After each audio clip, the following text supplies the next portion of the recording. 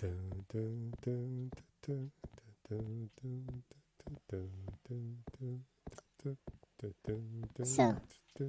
you're starting the stream by moonwalking.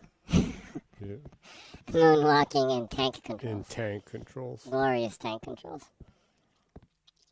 Diggy diggy diggy ding ding. Diggy ding ding.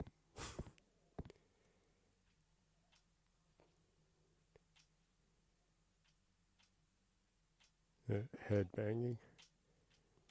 Headbanging. Head banging with a crossbow.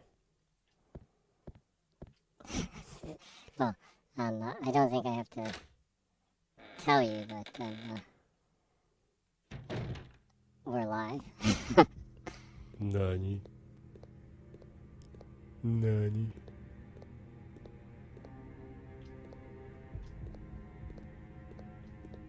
That was a surprise. Is it? Possibly, yes.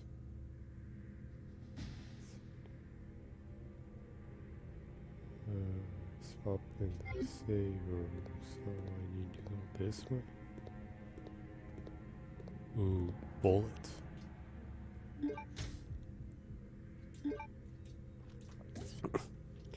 Why would I not take the bullets? Of course you would take the bullets. So, continuing from last week's Twink tragedy. Yeah. We are... Father!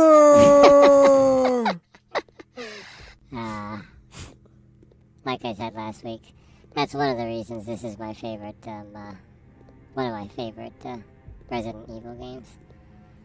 And that's...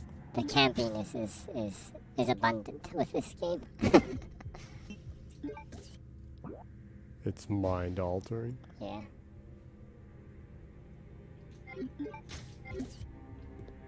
So you did take the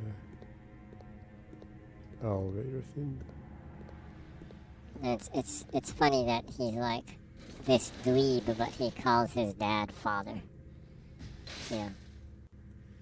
It makes you think like maybe he's rich or something, and actually he's just like pretending to be this kind of like edgy, right? Of course, his father was an engineer there, so right, or mechanic there. I would guess he has money. Yeah. I don't know. Like, do mechanics that work at Tesla have money? I doubt it. Yeah, the people that work in the factories. Yeah, so he's probably ridiculously poor. Yeah. You think people working at Twitter have money? They're working on visas. The only people left there are immigrants with working visas. Basically. So they need to suck up to Mr. Pedo racist. Yeah. Pedo racist.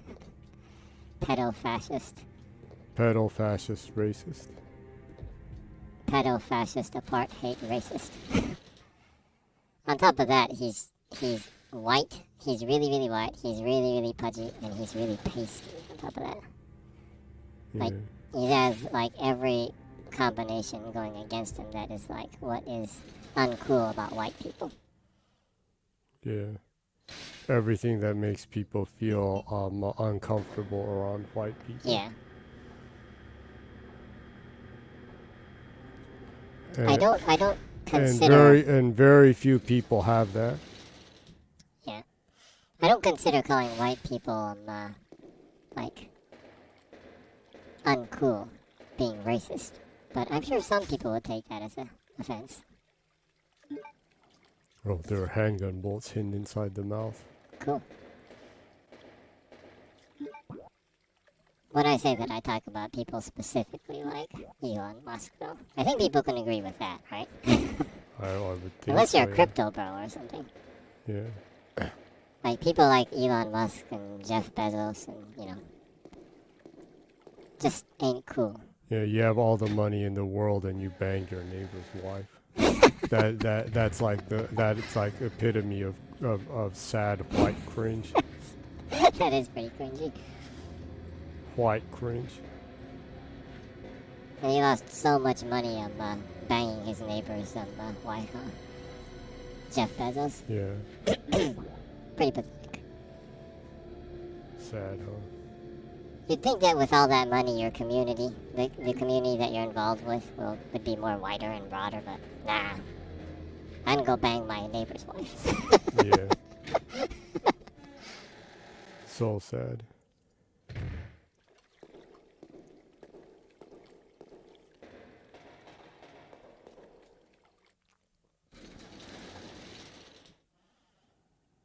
By the way, I like Xbox, but I do think Bill Gates is uncool too. I mean, go back and look at the one of the parties they had on stage, and like Steve Ballmer and everyone like starts dancing.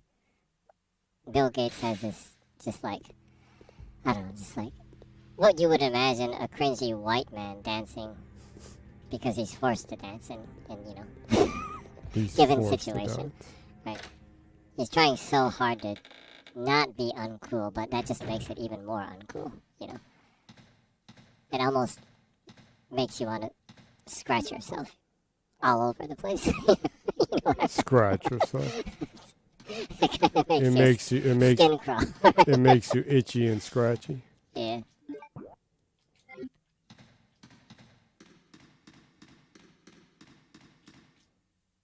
Yeah, that can happen. Yeah.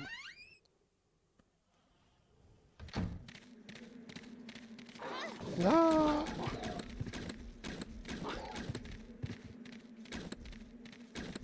And again, I'm talking about a specific type of white person.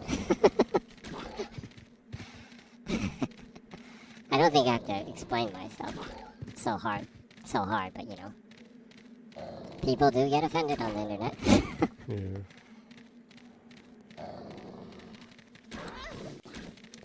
The hell? Man, that's. Oh yeah, I think you tried using the bows against the dog before, and it just didn't work. No, I ran out of. That really sucks. That didn't go very well. I didn't notice. I ran out of the bow arrows. Really? Well, either way, the bows don't really work very great on the dogs. I think. I think you almost got yourself killed like last week, at the beginning of last week with it. Oh. Was that the Tremor worm? Man, the first two Tremors were such great movies, huh? Yeah. There's like 6 more of them. I wonder if they're any good. Are they any good? 6? There's a whole bunch of them. Oh, really? Yeah. I wonder if they're like in Netflix or something. I barely have enough time to play games. I ain't gonna waste my time watching like B-horror movies. Although I do love B-horror movies. I would waste my time any day watching Sharknado. I still want them to make a Sharknado game. Don't you? Yeah. Oh yeah, talk about Sharknado. There's a thing in Sharknado that is like douchebag white dude energy. And you know, what is it, the Semper Paratus or something, where their family like kind of, you know, saying is like Latin. There's this weird thing about questionable white people, like really liking to use Latin. Elon Musk does that a lot. Oh, yeah. I don't know what it is. What's the deal with uncool white people and their fixation on Latin? What is that? Yeah, it's disturbing, huh? It is disturbing. And it wouldn't be disturbing if they were like really fluent in Latin, but I don't imagine any of these people to be really fluent in you know, ancient Latin dialect, right? It's not like they're scholars of the Bible, you know. You know. Or they're really religious or anything either. Yeah. It's just I know 3 Latin words. Yeah, something like that. I know 3 Latin words. I'm so smart. I wonder if it's similar to those people that you see on social networks that have anime avatars and then have like this weird name like Takeshi or something. It's like the one Japanese male name they know kind of thing. You know, those people are really well, I don't know how to put it in a kind manner, so I'll just keep it at that. But yeah, not the people you want to associate with. Yeah.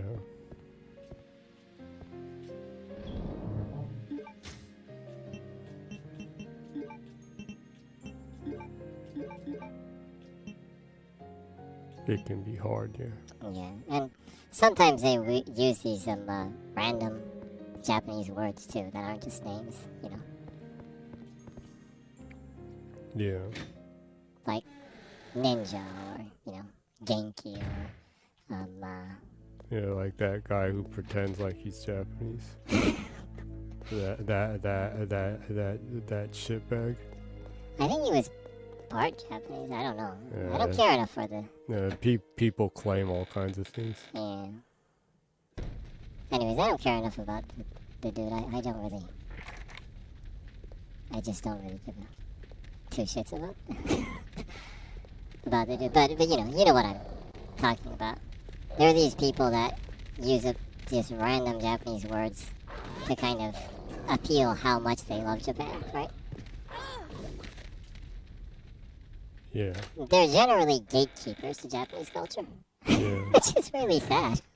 Yeah. You'd think that a person with an anime avatar would want to spread Japanese culture. Yeah, I am so. This is my biggest pet peeve. Mhm. When someone uses a JoJo avatar and is like toxic as fuck. Sorry for the language. That's one of my biggest pet peeves on the internet. It's probably that they think that using that avatar makes them edgy or something. Yeah, I'm pulling my hair out when I see it.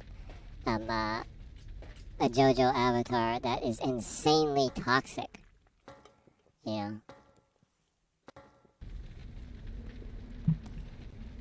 As someone that grew up on JoJo in Japan and was teased about liking JoJo when it wasn't cool and everything. It's just so sad when I see these people that are pretending to be cool, that pretend to like JoJo because they think it's cool, and they're so toxic. Yeah, if you love it, please spread it. You know, like in the case of me and my other JoJo friends that have been like people that love JoJo's Bizarre Adventure, just in case people don't know what I'm talking about. You know, people might be thinking, I'm not talking about the Beatles song. No, he's talking about Mr. President's JoJo action. And I'm not talking about that what was it, that child influencer or something? Or that has a show in Germany or something? Well, are you talking about the YouTuber kid JoJo Siwa? Yeah. Was it? Something like that. I'm not talking about JoJo, I'm not talking about her. That might be confusing for some people, so, right? Like, what? People have JoJo Siwa avatars that are toxic? I would imagine that, right? Isn't she, like, inclusive and everything? She's lesbian, yeah, so I wouldn't imagine that her fan base would be really toxic. Of course, I wouldn't imagine that a JoJo fan base would be really toxic either, as someone that grew up on it, you know? Like I just told you, JoJo was the one manga running in Jump that if you read and you told your friends that you read it, you would get bullied. It's cool for liking it. They'd be like, you must be a creep to like that creepy manga.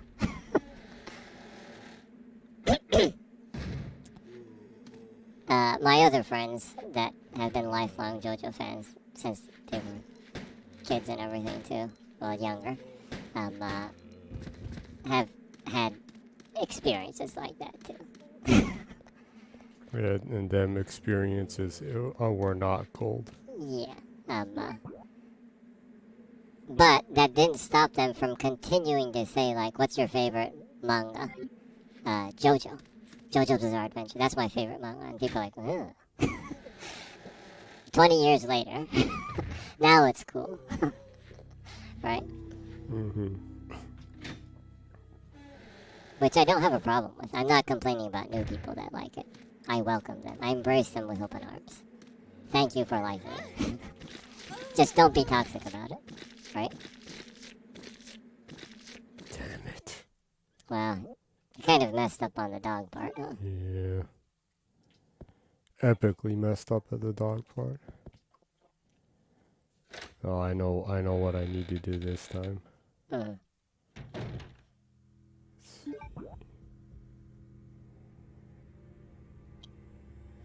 By the way, JoJo Lands is really good so far. Yeah. And unlike the other ones, the main character is a psychopath. He seems to be a psychopath. I'm not sure what to think about him yet, but I am intrigued. I like his sister, which he continues to call brother. That's kind of rubbing me in the wrong way, but I don't know. Maybe it's a plot development thing. He really obsesses over these small details. Mm-hmm. You know, about liking mechanisms. Right? And he doesn't like using the word like system or, mechanism fits what, he obsesses over small details. So, I don't know, maybe since he obsesses over small details, he insists on calling his trans sister brother until she legally changes her paper, the paperwork to female. That's still kind of an asshole move, though, huh? Of course, he does seem kind of psychopathic, so it might just be that, right? I do like how shitty the police are in that. Well, Mr. Araki is not a fan of authority. Yeah, he is not a fan of authority, huh? He usually always depicts it in a corrupt way. Yeah. The politician in Egypt that Dio gets into the car with was not a good man. Yeah, he wasn't a good man. You didn't feel sorry for him when his front teeth were ripped and then out. he got his front teeth ripped out, and he was forced to drive over people. Yeah. You're getting good at dodging the tremor worm. Yeah. The tremor worm. The tremor worm reminds me of Blue Stinger. Oh yeah. And more than that, Illbleed. Yeah. That's still one of the most memorable games. I think. Illbleed by far is my favorite horror game of all time. And it's chock full of very black humor. As a Sonic fan, it will forever be one of my favorite games of all time because it has a satanic version of Sonic, Zodic. Yeah, Zodic. Zodic.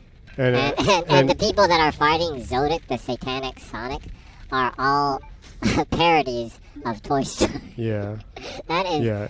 I'm surprised that they didn't get sued for that. You were playing Inda. Yeah. Zodic. And he talked with like a cowboy accent. Yeah. It's so sad that the president of that company passed away fairly young. And That was so sad because I really liked him. And they closed the studio after that. Yeah.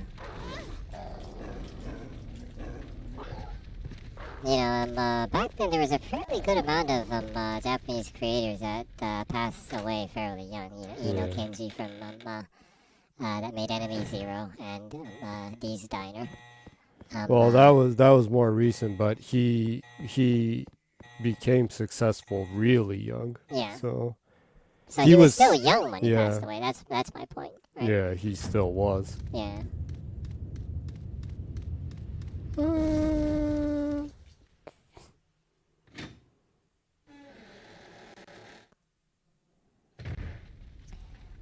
Brings back the memories. Yeah. The Dreamcast memories. Yeah. Actually, right now you're playing a Dreamcast game. Yeah. So. that reminds me. D's Diner 2 was about the last Warp game. Yeah, that was one of the last Warp games, huh? After that, they brought out the Kaze no Rigoretto. That was like a sound novel. No, that was on the Saturn. That was on the Saturn? Oh, yeah, you're right. Yep. That was on the Saturn. Didn't they bring one other sound novel out after these? After? No, I think that that was the last game, and I think he kind of just left games when the president of Sega changed. When Iri Majiri changed? Yeah. Because he was good friends with him, and it's very interesting, but he didn't start out in the game industry, but he was very invested in encouraged young creators to work on new stuff.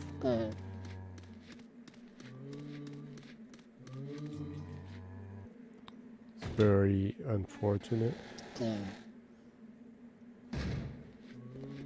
I wish some companies would give younger developers more chances. Yeah. You know, looking at how Hi-Fi Rush did, I think larger companies would benefit giving younger directors more chances. Kind of betting on them, huh? And, was it John Johannes or John Johannes, I think. Mm-hmm. In his case, to the standards of before, of the yesteryear, he's still not that young, actually. Back in the day, there were a lot of really young creators. Mm-hmm. Which I think is one of the reasons why there was a lot of things that were kind of pushing the envelope, right? Trying out new things. Not being sure if it would work or not, There was a lot of catastrophic games because too, but Yeah. But that was part of the fun. yeah. I guess that that torch was handed on to the indie scene right now, but I mean, when the original RE1 came out, Mikami was still pretty young. yeah, he was pretty young. And that was kind of a test project. Yeah, when he was directing Because the Disney games on the Super Yeah. Famicom, he was even younger too. I Yeah. mean, he was a very capable developer. Oh, What are you doing here?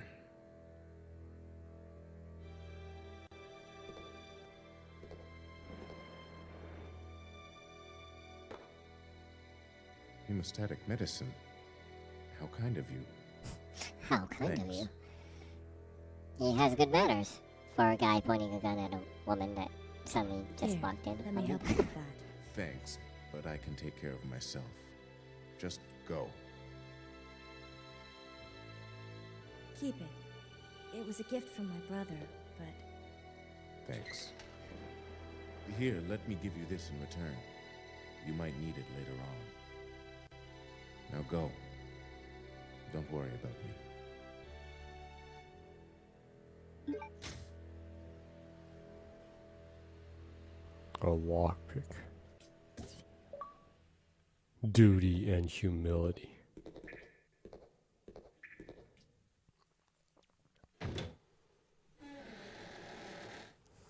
Lockpick.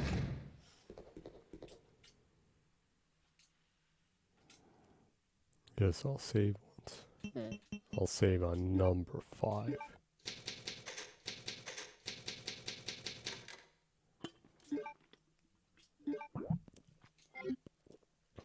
Let's see.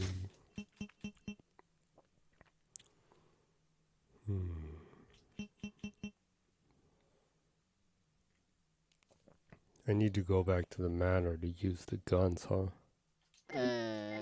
Yeah.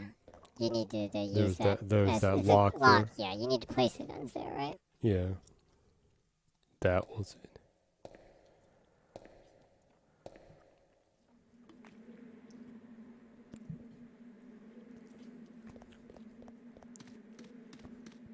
Yeah, one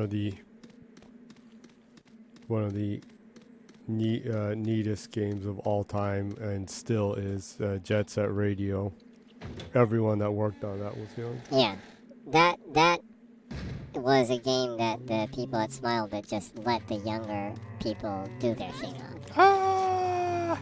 And Naganuma was young too Yeah. when he was there too. So I think he was saying like the entire team was like in their 20s or something. Yeah. Including him, yeah. Yeah. Yeah, it's arguably one of the most memorable games that Sega actually developed and published. So Yeah. that says a lot. And it has the coolest soundtrack of all time. Yes, it does. Both Jet Set Radio and Jet Set Radio Future have the best soundtracks in games. Definitely the funkiest. Yeah.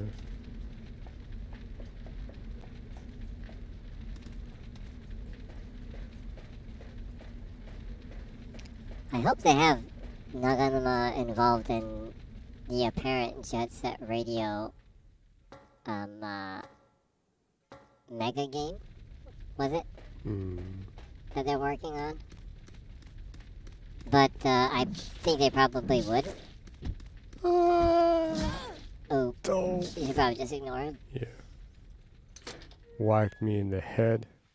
It didn't look like it hurt though, huh? They're kind of rubbery, so Yeah. like someone whacked you in the head with a rubber chicken or something. Rubber chicken. Since Naganuma Hideki seems to be his bare minimum of what he asks for when he takes work is that he owns the intellectual property of the songs. I don't think Sega would agree to that. Yeah. Yeah. He jokes all the time that he gets offers for work, but as soon as he says that, he keeps the rights to his music. They stop contacting him, Yeah. especially in Japan. Yeah. I think music is one of the things the game industry really needs to set things straight with.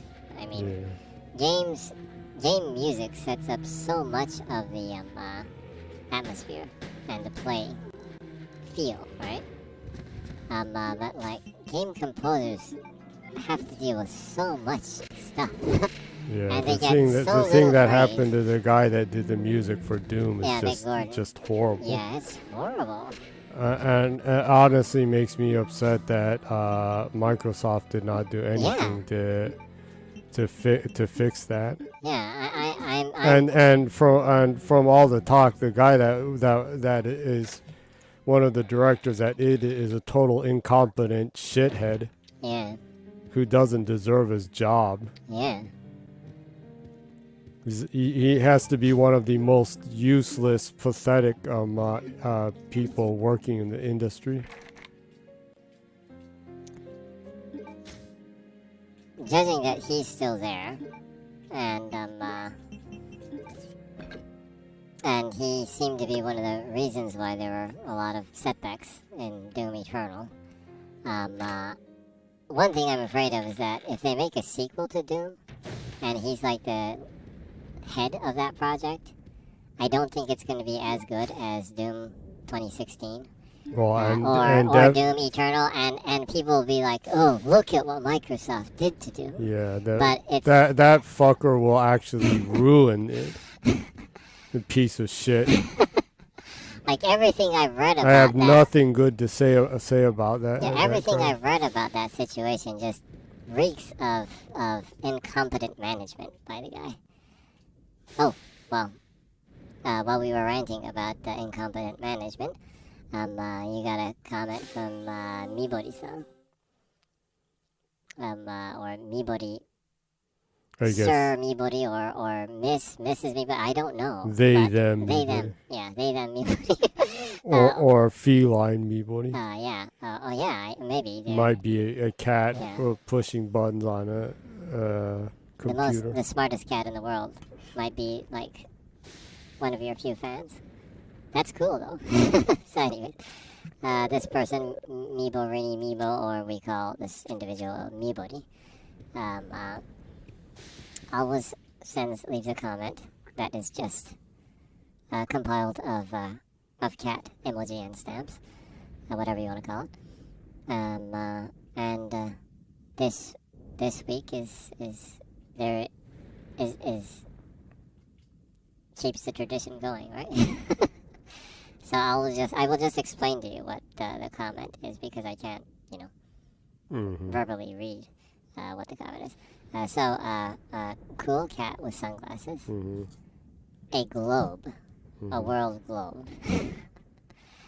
Cool cat with sunglasses, a different type of cat with sunglasses, another different type of cat with sunglasses, the original cat with sunglasses, 3 in a row of a different type of cat with sunglasses, and then another original cat with sunglasses. I have no idea what this means, and I don't have the ability to decipher this this comment. But thank you. We appreciate the cat stamps, the cat emojis.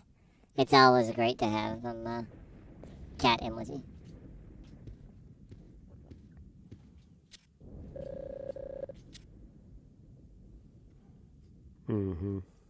So that's that. So that's one of my worries about EdTech. A lot of people left. I assume it's probably because of that guy. A lot of the heads of EdTech left. In the process of Doom Eternal being made. So I'm actually kind of worried on how their next game is going to shape up, especially with him being the lead creative director, probably.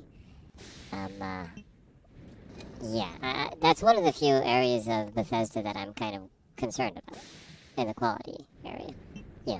They're amazing. They have amazing devs technically, but being technically amazing and having creative direction is a different thing, right?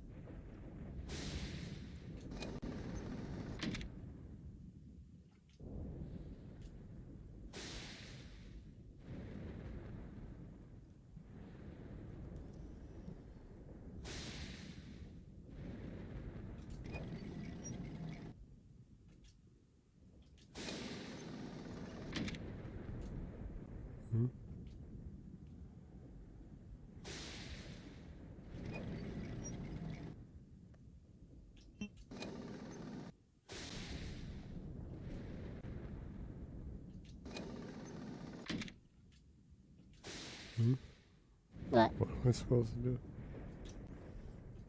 Was there any papers on the table or anything? What did it say?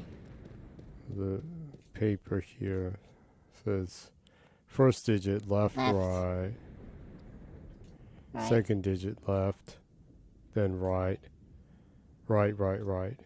You must not reset while maneuvering. Left, right, then what?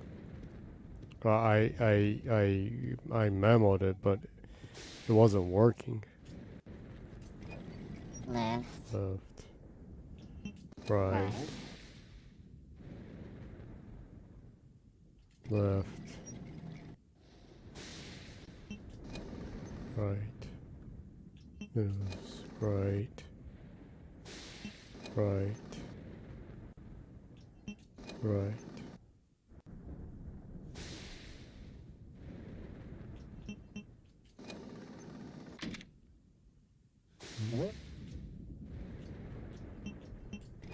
Are you sure that's correct? Are there that many rights?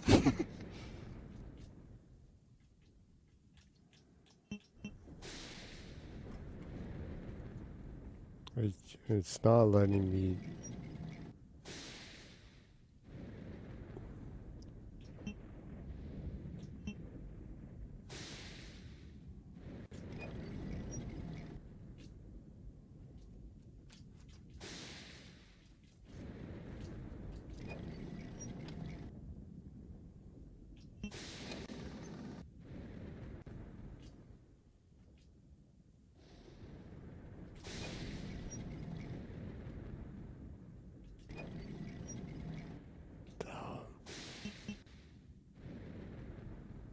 check the memo on the table again.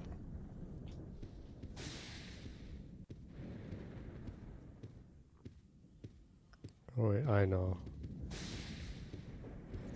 Must be. Let's see. The first digit is left, right. Left, right. Then left. Left. Then right. Right. Then right. Right, right, right. And it said you must not reset while maneuvering. Okay, so I get it. The number code here, you need to memorize what the number is for each one. So left. So the first one's 3. 3. Mm-hmm. Then it'll be left. The first one was left, right, though. Oh. Let me reset. Is it one? Left. And then Yeah. right. Yeah, it's left, right. Yeah. So the first number is 1. 1. So then it's Left. left. So it's 9. Mm-hmm. And then it's right. Yeah, it's right. So it's 7. And then right, right, right. Yeah. 1, 2,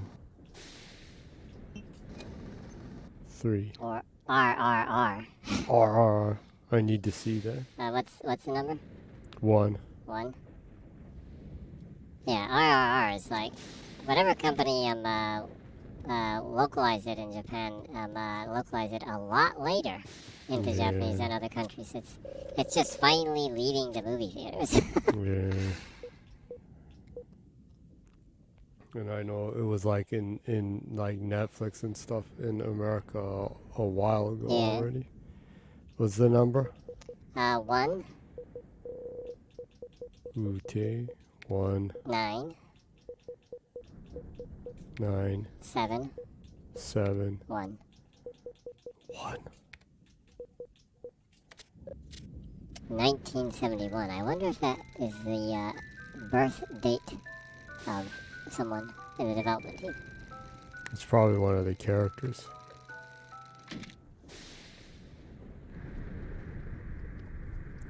If you know all this stuff, you can just put it in right away without even looking. Oh. Oh no, it's the flabby thing. Ah! The rubber chicken, man.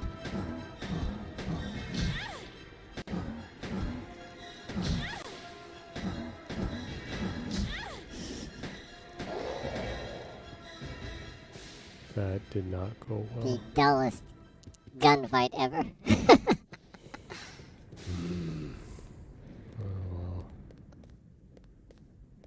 This game especially has very few heals, huh? Yeah. I'll have to be careful when I try to work on the S rank clear. Yeah, that's gonna be a challenge, huh? Well, I'll need to do the challenge thing so I have one of the OP guns. Yeah, while you're used to the tank controls, you should probably go ahead and try to get all the achievements on the 360 disc version. Yeah. Well, you still have the muscle reflex and everything. The muscle memory reflex and everything. Well, when I checked stuff for this.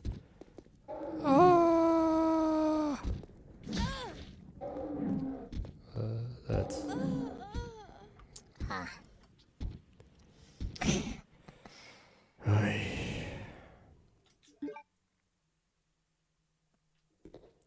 Dang.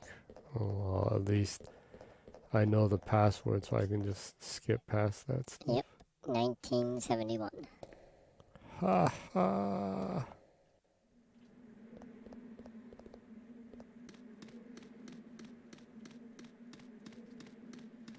Well, since you're heading back, I guess we can cover some game information. Yeah. We can start do that. things off as we usually with the Japanese hardware sales for Xbox this week. The Xbox hardware sales in Japan this week were the Xbox Series S sold 309 units, and the Xbox Series X sold 300 total. What's going on? You should just load then. That was not good.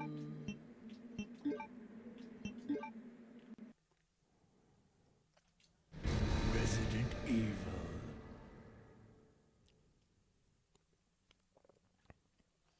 Mm-hmm. I like how the announcer is really trying his best to sound evil at the beginning right there. Resident Evil. Yeah. It's the famed Ward Sexton that does the announcing for a music station. Oh, it is? Yeah. Hmm. And also for a lot of movies in Japan for the titles for the commercials and like that. Hmm. And That's some trivia that you probably wouldn't know yeah. unless you were living in Japan. He is a famous announcer, like the guy that you hear do the stuff for all the movie commercials and like that. He's like that guy in Japan. But interesting side note, he is an ex-major leaguer, and he moved to Japan, and has been doing that. Been doing voiceover work and things. Yeah. Cool. An ex-major leaguer that does voiceover work and That's, title calls and stuff. That's pretty cool. Very interesting information, huh? Oh. Maybe I'll check information on that and see, check what team he was in, What and if Major he League was a Baseball team? pitcher or a batter. Ah, that's interesting. Also, I guess foreigners living in Japan that do voiceover work, that is probably you would be familiar with. Mm-hmm. There was that, was it Lenny Hart? Was it? Yeah, that did the That does the call-ins for Pride. Pride. The fighting, that doesn't exist anymore. If you were into MMA, I think she does the ones for like Rising most of the time. yeah. But if you're a gamer, you would know her voice because she does the call-ins for Tekken. Yeah, that's right. Yeah, so you definitely have heard her, even if you are not familiar with Japanese MMA. Yeah. She has a lot of call-in work for MMA fighting shows. But because of that, I think probably Harada from the Tekken team probably hired her because she has this really, really memorable voice, right? A very... damn it! I forgot about this one.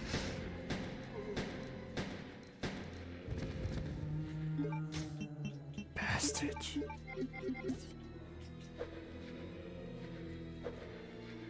Oh. He's dead. He did.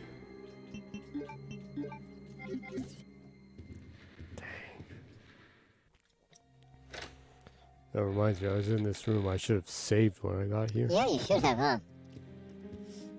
That was dumb. Oops. Oops, I did it again.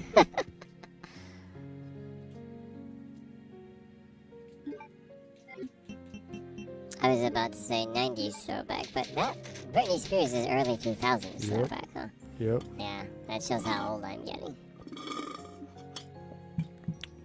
Well, when she first came out, though, that was probably at the very end of the 90s. Yeah.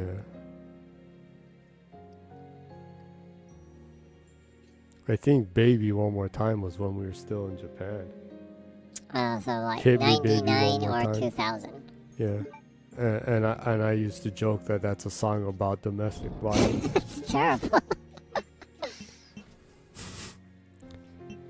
It's about a woman in a totally abusive relationship.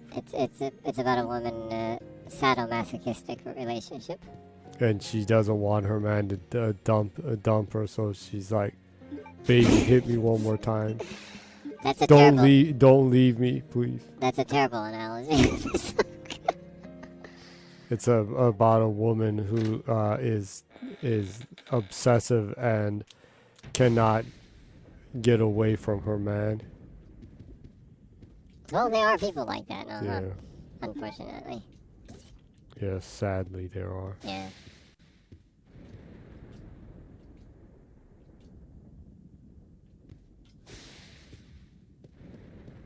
Yeah, that's right. I need to put it in here.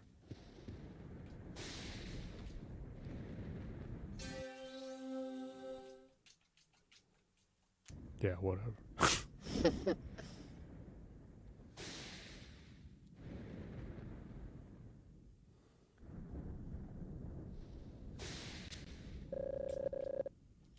Should probably shoot the guy twice and then run to the side or left or right, so his rubbery, stretchy arm doesn't hit you. And then point and shoot twice, and then sway left or right, kind of thing, to get as little damage as you can. Yeah, I should, like you said. Well, I'll Yeah, see if I can do You had a that. save point, so you can manage to get used to this a couple of times if it doesn't work out the first time.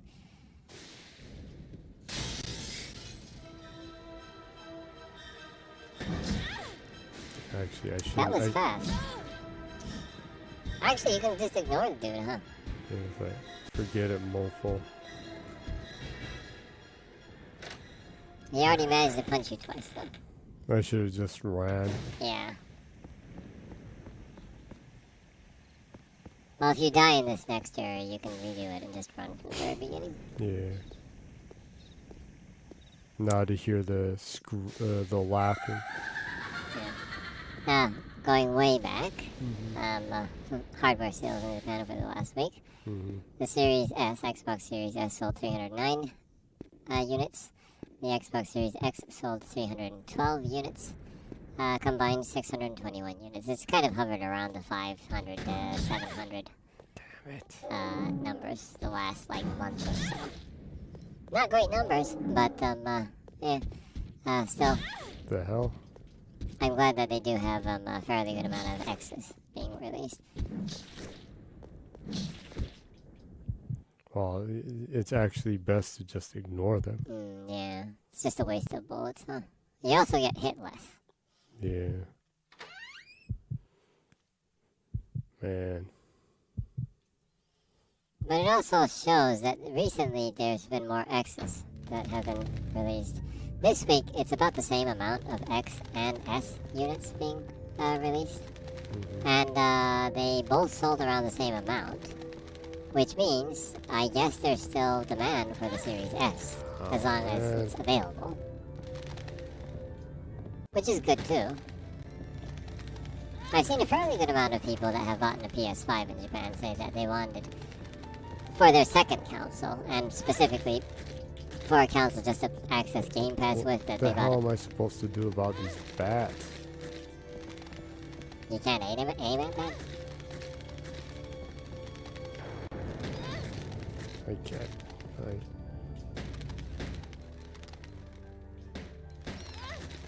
Looks like you can kill them.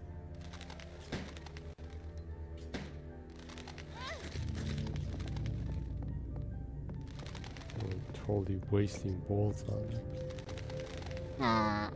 You should kill them though, because it's gonna be annoying walking back and forth in this area if you don't get rid of them.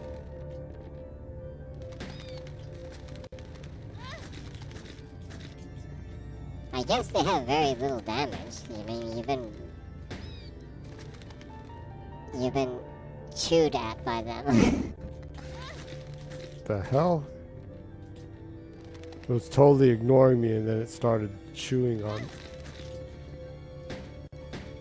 They must be almost like 0 damage, I guess. You'd think you'd be dead by now.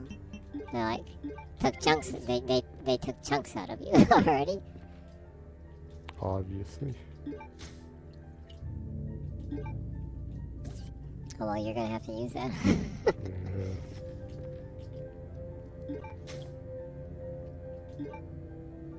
So anyways, like I was saying, I've seen a fairly good amount of people that recently bought PS5, since everyone and their mother can buy one now in Japan. Yeah, they're all over the place. They're even all over the used market now. Yeah, it's interesting. I noticed that since the PlayStation 5 is so friggin' huge, After the used market has kind of been flooded with PS5s now. It's good because they're available now, of course. But since they take up so much space, almost all the stores that I've checked recently, that sell used games and hardware. I will handle them both myself. Who is there? Is someone at the corridor?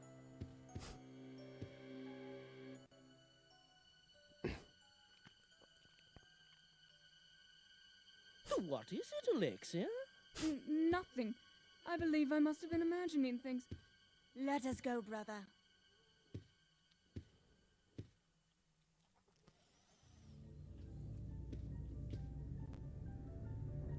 A large size doll, possibly custom made. Possibly custom made. So anyways, one thing I've noticed that in the used market, since the used market has kind of been flooded with used PS5s, literally I can walk into any store that sells used stuff and they have like 3 or 4 PS5s now. Yeah. And they take up a lot of space, and of course there's a limited amount of space that places have in Japan to sell And then used products because and then PS5s is ginormous. yeah, and you know, if you're in America, I'm not sure if you'd be able to imagine, but there are very few used game stores in Japan that are dedicated to games. Mm-hmm. They're mostly bookstores or places that sell used stuff overall, like, you know, used CDs or, you know, TVs, you know, stuff like that. And they also sell used games, right? Mm-hmm. There are very few dedicated game shops in Japan now. So there's a very limited amount of space that they have to use to sell games. Now, since the PS5 is so huge and it takes up a lot of space in the used floor space that there is for games, I've noticed that a lot of places have started to slash down the prices for the PS4s. It's probably unimaginable in like America and Europe. Huh? Yeah, well, at least when I was living in America, there were a lot of stores that were dedicated to games that were used stores, right? In Japan, there's not a lot of them right now. Yeah, unfortunately. I don't know, but physical games is a dying thing in Japan right now. Yeah. It's almost exclusively Nintendo when you talk about physical games. Even Sony has seen a drop in companies making physical games. Yeah, not just that, but a lot of retailers are not. Well, a few of them have actually said that they're not going to carry PS5 games anymore. Yeah, there's been some few ones like that. But And recently they said they're not going to carry the D, which are M-rated games in Japan. I mean Z. Yeah. Yeah. There's one of the major, not exactly a game retail outlet, but there are very few dedicated game outlets now in Japan.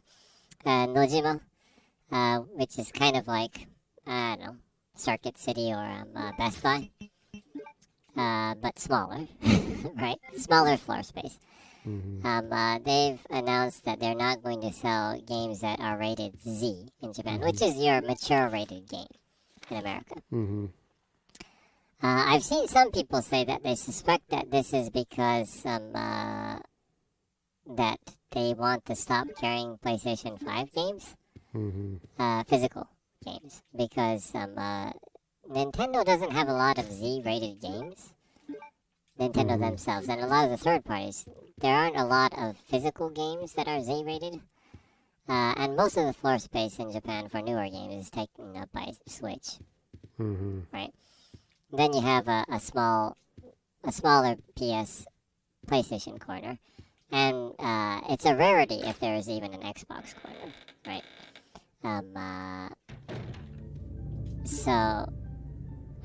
Some people are suspecting that maybe this is Nojima's way of trying to not carry physical PlayStation 5 games because the sell-through for the physical games on the PlayStation have not been that great. They're finally starting to see an up in the physical sales with larger titles like, say, Resident Evil 4, Gran Turismo 7, What else sold well on PlayStation 5 and physical? Mostly Capcom games, I guess. But even Capcom is kind of going away from physical games in Japan. Yeah, they've been stating that they're not going to like. They're being more conservative on releasing physical games. So, anyways, I've seen people suspect that maybe Nojima, as a policy, is saying they're not going to carry Z-rated games anymore. A, because there's actually a lot of trouble with minors buying them and having trouble with their parents and, this and that. But also that most of the games that they carry that are Z-rated are Sony-published games, like Last of Us, God of War, a lot of Sony's AAA mature games are Z-rated in Japan. Ghost of Tsushima also. They've had some trouble getting rid of some of those Z-rated games that are mostly PS-centric, right? And they are pressured by Sony reps to order a so-and-so amount of games, right? Or else kind of thing. I've heard that from a person that actually works in retail. I'm not sure if it's like that now, but it was before at least. How could they? They're the good guys. Well, there's a reason why, Nintendo almost went out of business. Yeah, once, and Sega was driven left out of the hardware business. Hardware business. There was a lot of kind of stuff like that going on back in the day. I'm not sure how much it goes on now, just to be fair. But yeah, sure. It's only. Damn it.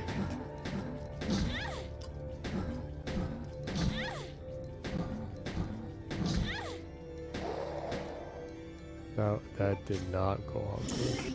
Yeah, you need to figure out how to fight them in a good way.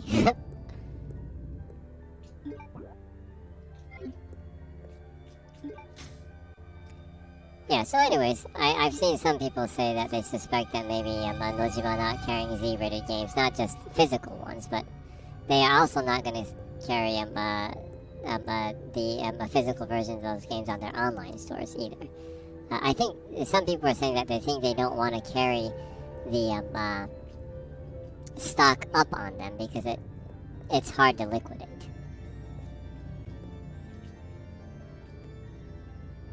And it is kind of, I would assume, because the games that they printed once at the beginning of the launch of the PlayStation 5 are still kind of up there. Yeah, they're everywhere. They're everywhere still. New, and they don't get any cheaper unless they're used, which is kind of shoddy in my opinion. For retail outlets in Japan. That's kind of, they encourage the used market to thrive, in my opinion, by doing things like that. But of course, it is business, so they just don't want to lose money on that.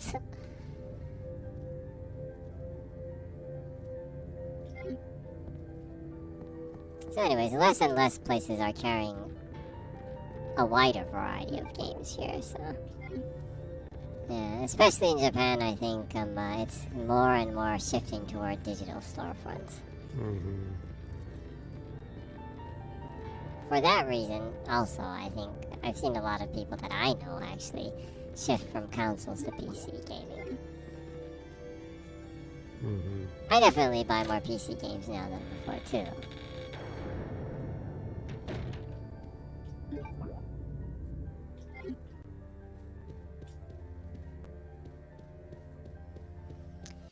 And talking about Xbox, I mean, I can't remember the last time I bought a physical game.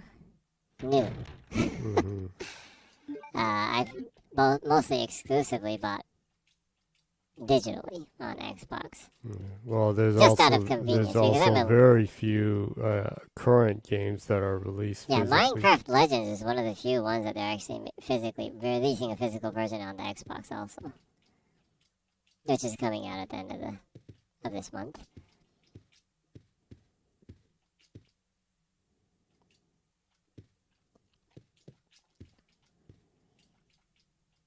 Talk about Minecraft. I saw an interesting thing. Apparently, last year, as a publisher in Japan, Sony, as a publisher, right, only sold 50,000 more copies of games. This is, I think, digital and physical included, than Microsoft did. Huh? How? What? How? Apparently, this is almost exclusively because of Minecraft on the Switch. Oh. Well, Minecraft on the Switch is like the best-selling game on Switch. Yeah, the Minecraft on Switch is always within the top 10 of games sold in Japan every single week. That's pretty insane. That's weird. It's disturbing. Strange, huh? Yeah. Yeah. Apparently, at this point, Sony hasn't released very much titles so far, so actually, apparently in Japan, Microsoft has sold more games than Sony so far this year, as a publisher, specifically. Not as a, as a platform holder. You can't even hold a candle to that. Sony sells more games, but, as a platform, but, as a publisher, apparently Xbox has sold more games as a publisher in Japan this year so far than Sony. Strictly because of Minecraft on Switch. Almost exclusively because of that. And I'm not saying that to brag about, Xbox and Microsoft, but it's something, it's actually alarming, in my opinion. Right? Mm-hmm. That shows how the game industry in Japan is in a kind of a alarming state, in my opinion.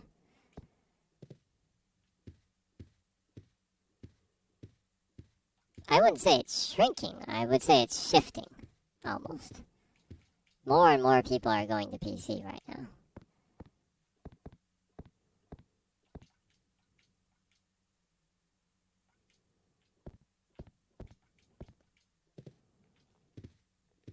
No idea what in the world I'm supposed to do. And there's nothing I can do inside here, and there's nothing I can use a key on. Does that mean I just need to be hit by those rubbery things and head back to do whatever? I have no idea what in the world I'm supposed to do. The mutant rubber duckies.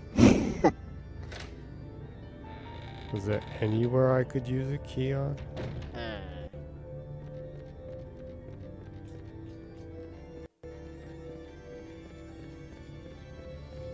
Well, you were being bitten by the bats all over the place here. There might be some other door you can go into here that gives you some other key item. I did, and it was this room right here, and there's that thing that hit me like 4 times. There's probably something. But there was only a save ribbon in this room, and there's like nothing I could do here. This looked like an emblem or something I could use, but it's like you can't. There's no use. What does it say when you check it? No, check it. What does it say? No, not the key. Well, I guess you can check it. Silver key. That's all it says. What does it say on that emblem right there? Some armor, what? They appear to be very old, nothing unusual. She says that when you can't do anything with it.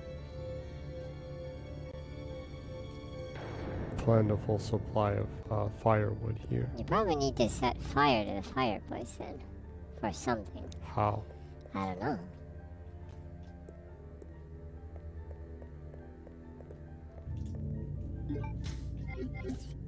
But that's all on the first floor here.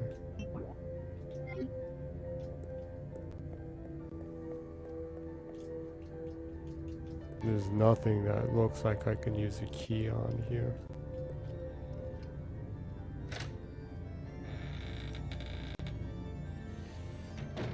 absolutely confused. Oh, look around carefully. Backtrack if you have to. Well, I'm gonna have to. There's nothing I can do here anymore.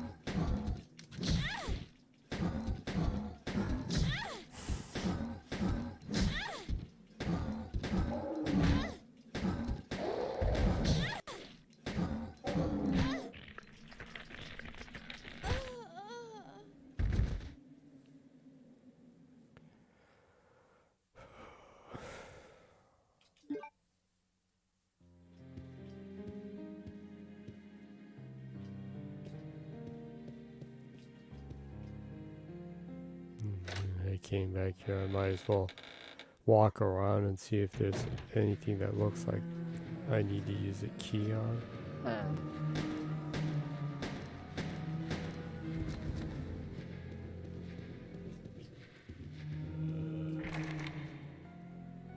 That's it.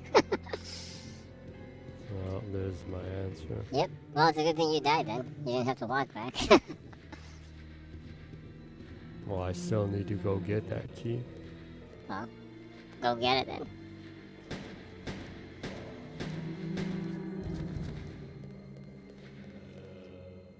Yeah, we talk about something? Okay. You want to talk about the games that are going to be added to Game Pass?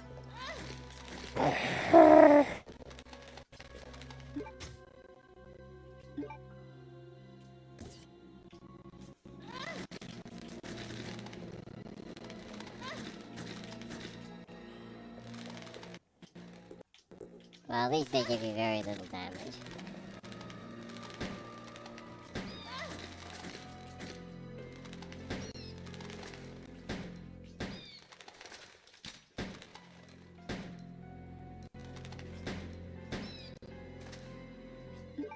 I had to waste an unbelievable amount of bullets on them.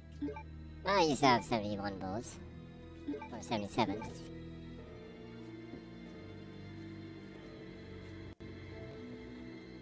Don't you have a lockpick? Yes.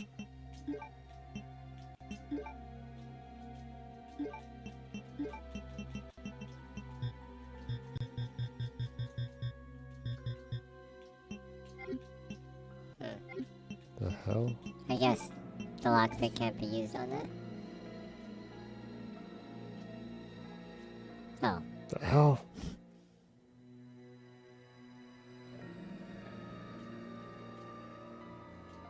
Bowgun power. Well, that gives you the explosive bowgun arrows. You should put that in the inventory so you can use it against bosses toward the end. It is powerful.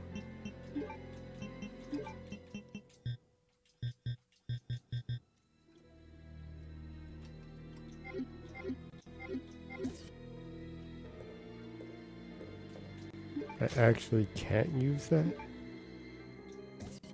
Unless you have bows, yeah.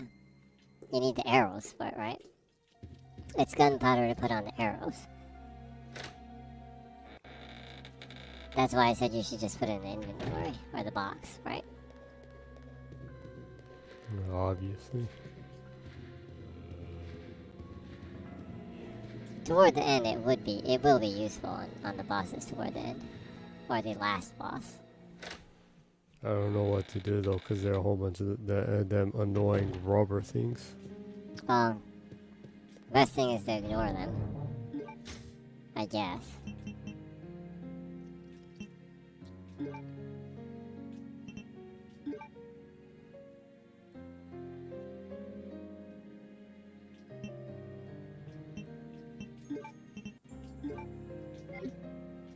Guess I might as well put the bow away since I have no bullets for it anymore.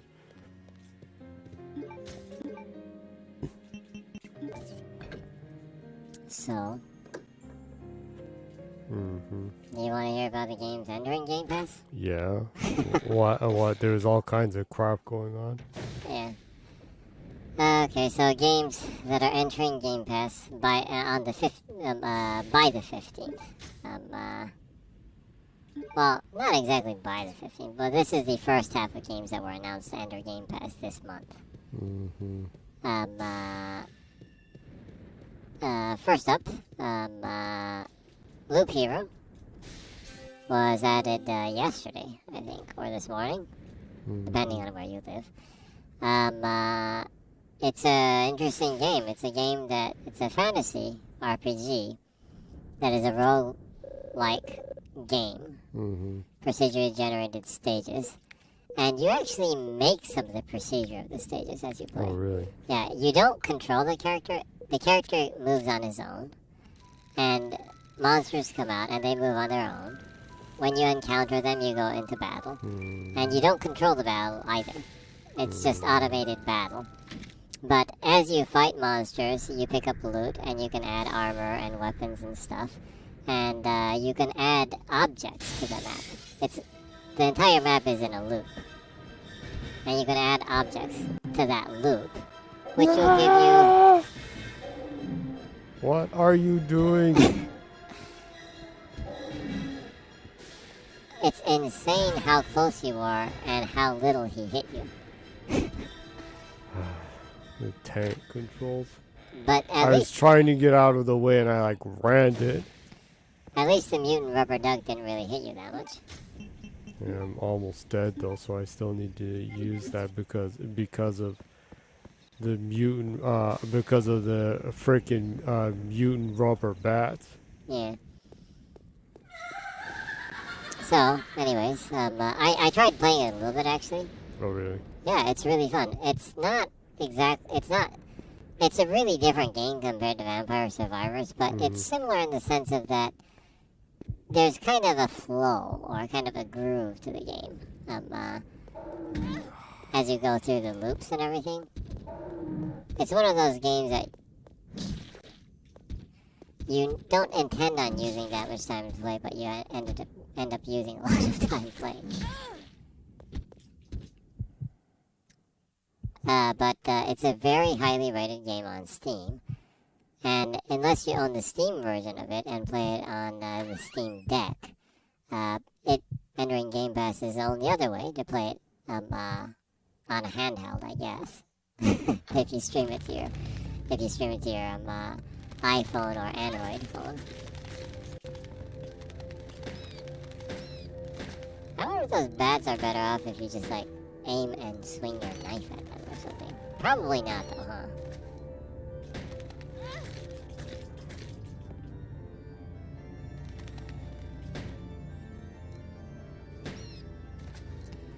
Nope, you have a comment. Saliev says, "Hi there, enjoying the game?" Yeah.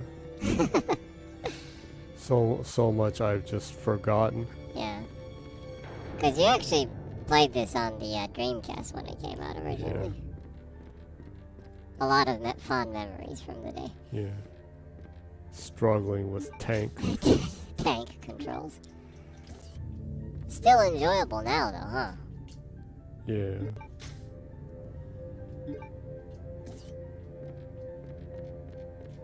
Bullets hardly work on those rubber mutant things. Yeah, the rubber mutants. Keep focused, brother. Our enemy is only a little girl. Oh, why is this taking so long? My apologies. Thank you for the comment, Saliev. Thank you. The revival of the Ashford family depends on your success, brother. I am aware of that, Alexia. I will revive the family name myself and make you the master of the glorious Ashford family. Do not worry, brother. I will handle them both myself. Who is there? Is someone at the corridor? Saliev says, no problem at all. Always happy to see people playing my favorite self-inducting pain game. I think that sums up this game pretty well. Yeah.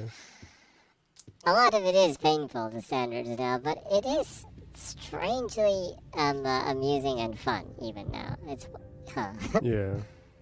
There's something about tank controls.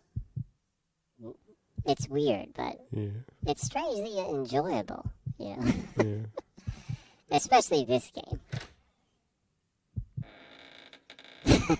Salio says, it is my favorite Resident Evil, but damn, it has its flaws. Yeah. I couldn't agree more. It's one of my favorite Resident Evil games, too, but it is definitely flawed. In its own kind of beautiful way, huh? Yeah. I sure hope they they do the RE treatment on this game, Yeah. though. More than anything, when they started making the RE remakes, I was like, oh my god, I hope they do this to Resident Evil Code Veronica. Yeah. I have my fingers crossed, because the director was like, I don't know. Yeah. And like I said before, it seems like Wesker is not canon in the story anymore. He's kind of been omitted from all the ones. Yeah, he's mentioned, but he never really directly appears. Yeah. And this has a good amount of Wesker in it. I'm also wondering if they'll actually do 5 too, since that is Wesker Overdrive. Yeah. Well, Salio says, yeah, but sadly, I think 5 will come first. Yeah, I'm kind of up in the air with that. I think 5 might come next because it's one of the most well-received Resident Evils, and it's one of the best-selling ones too. It's a fan favorite. I'd love to see Shiva, but I'm kind of up in the air between Resident Evil 5 and the original Resident Evil. Yeah. I think it might be kind of cool to see the original have the RE treatment too. That would be nice. I kind of want to play as Chris again. Salio says, I think I hated everything about 5 except from the multiplayer. I actually kind of liked 5. It's it has its own, I don't know, strange charm. And I love the scene where Chris decimates a lava boulder with his bare fists. Yeah, that was pretty wild. That always cracks me up. But yeah, I understand the it's kind of a weird Resident Evil. Yeah. It really was.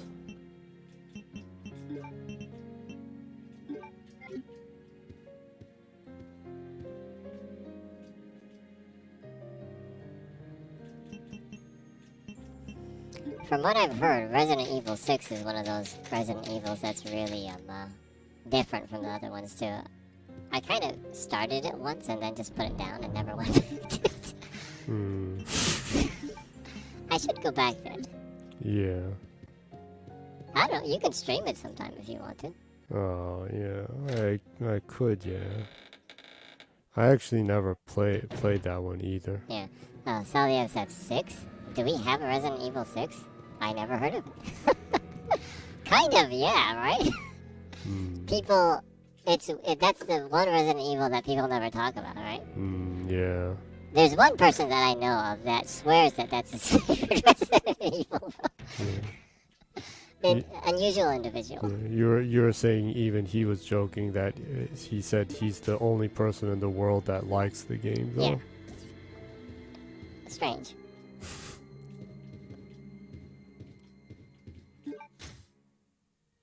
Bow gunpowder. More bow gunpowder, but I have no arrows.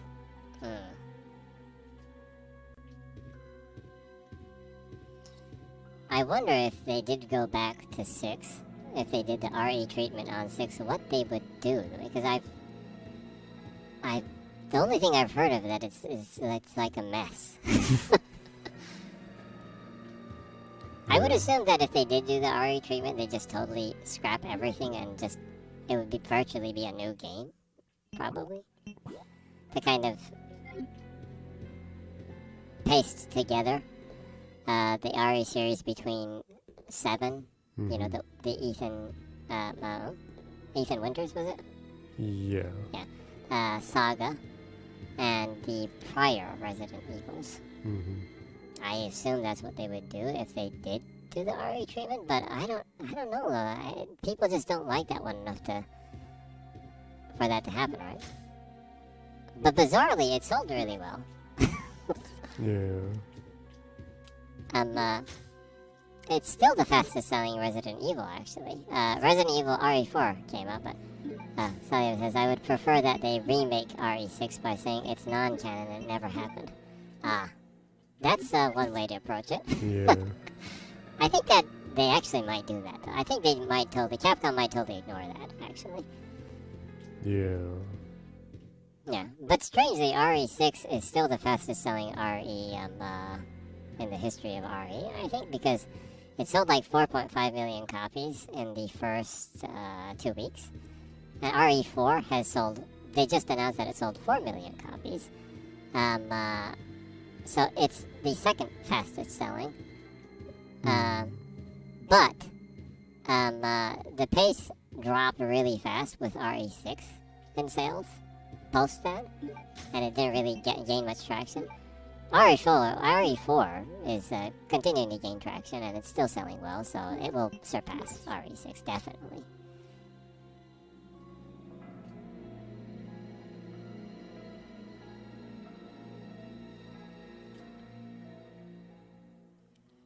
Celio says, yeah. But when you come from 4, a masterpiece, and 5, which appealed to first-person shooting players, and release another one, everyone thinks it's going to be awesome, so they buy it. Then they repent like the sinners they are. Yeah. That happens with a lot of games. Huh? Yeah, that does happen, huh? It has to be good or like that, and then it's like, what? Yeah.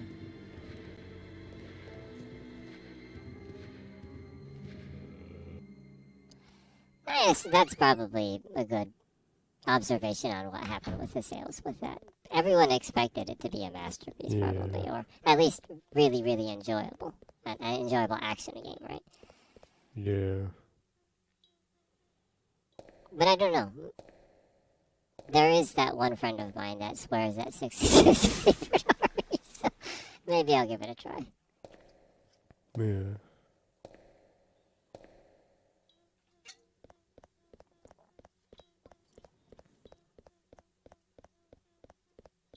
Yeah, I should too, because I never went through it, so I don't know to what extent it was just a mess or a confusing game. Yeah.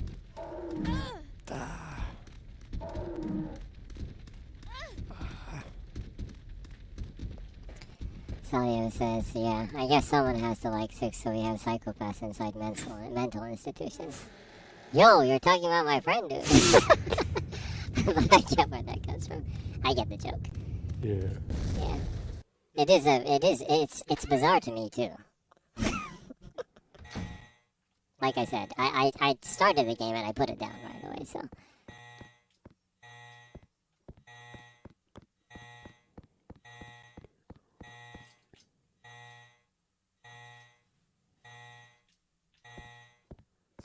The blue key was where?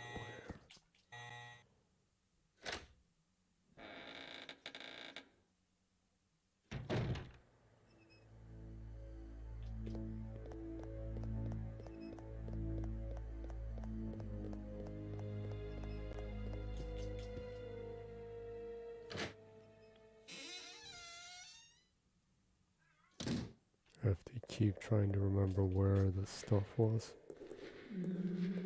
And no, it was not here.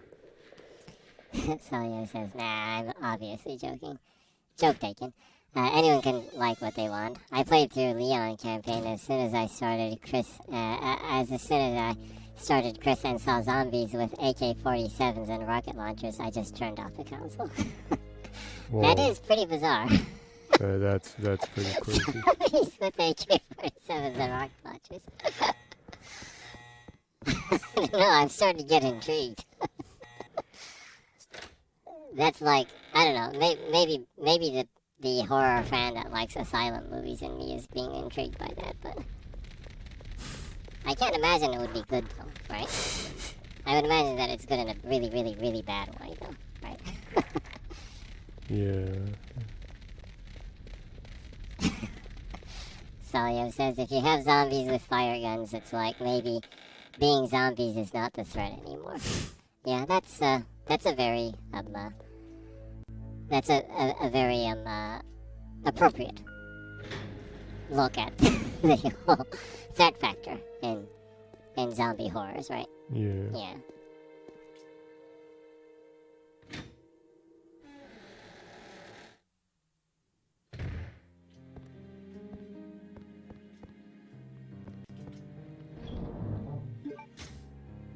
I guess just in case I'll save once. Mhm. Don't want to go way back.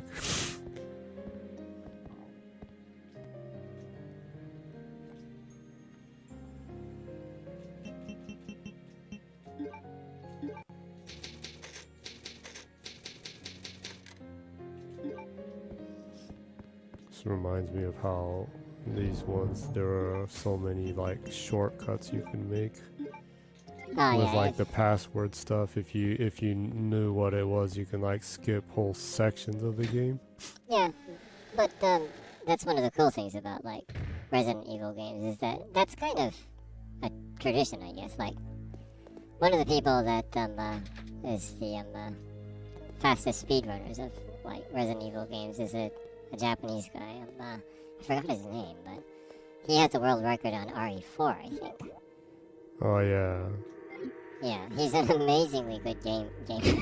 But yeah, that's one thing that's cool about the series is the more you like learn the ins and outs, there's so much you can, you know, skip in a sense. Yeah. Hmm? I'm missing some area here. Where was it?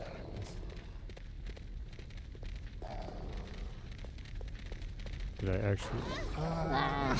I actually not need to go back here? Maybe. I just can't remember where that blue key was.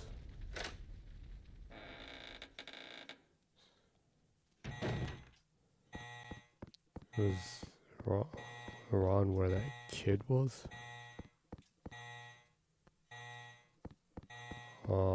Then I need to go around the giant worm, huh? Yeah. Back. Oh yeah, The tremors worm. because I came back from over there.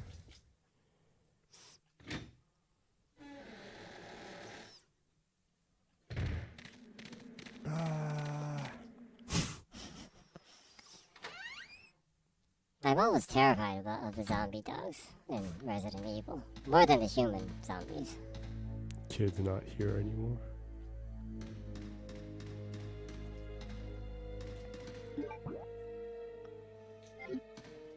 I guess in real life, if there was a reality where there was a zombie outbreak, I would probably be more terrified of zombie dogs than zombie humans, huh? Yeah, zombie animals are a lot more frightening than zombie people. Yeah. Which reminds me, I need to see the Zombiever movie. Zombie.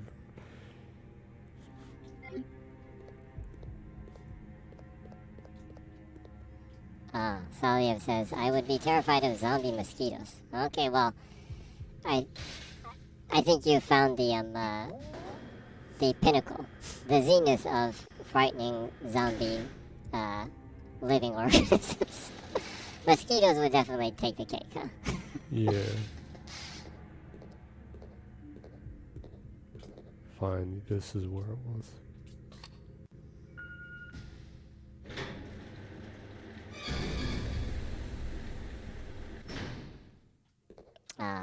Jump scares. Yeah, alright. Unfortunately, both me and Jenny are not scared of jump scares. Yeah, they do not work on me. Yeah, I enjoy them actually though.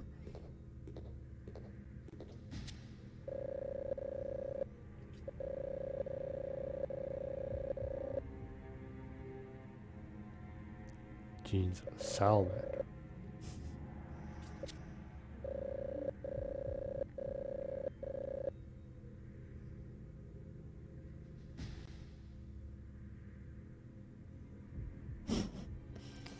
Salio says, you have to look at any country government to find something that will scare you more than any game will.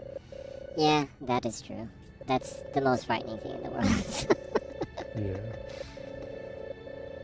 Politics and geopolitics. Politics and geopolitics are the most scary, depressing stuff in the world.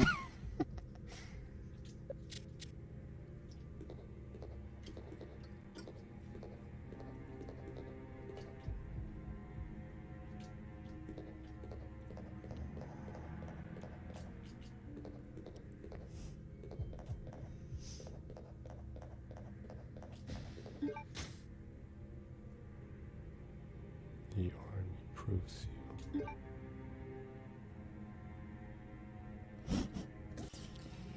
Salio says, wait till they do a Resident Evil with biological politicians. That will be scary. Actually, I kind of like to see that. That kind of reminds me of what was it? Metal Gear Rising. the politician that comes out is both funny and terrifying at the same time. Well, I guess that's another thing Kojima foresaw. Yeah.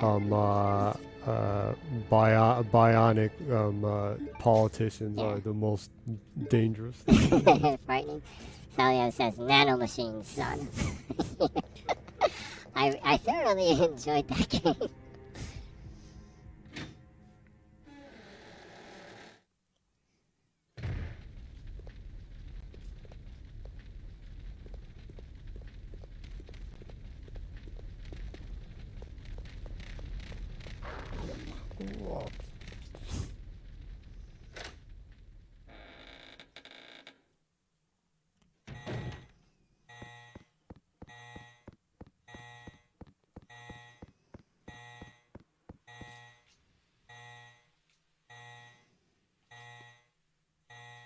Man, the ventilation just will not end for that.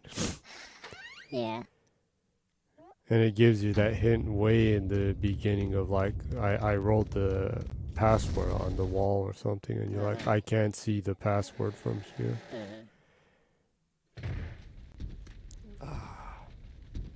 Yeah. Well, I should be able to kill them from here.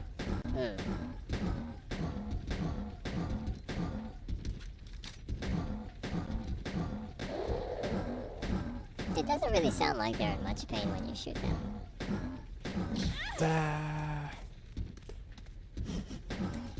Salio says SpongeBob's cousins. They are definitely bullet sponges, huh? Yeah, man. The gun just does not work on them. This game definitely makes you wish that there was the swing. Yeah. The parrying and swing in this game. Salio says they eat bullets like I eat ravioli. Oh, I assume that is a lot. I enjoy ravioli too. Delicious. Yeah. It is, says Salio.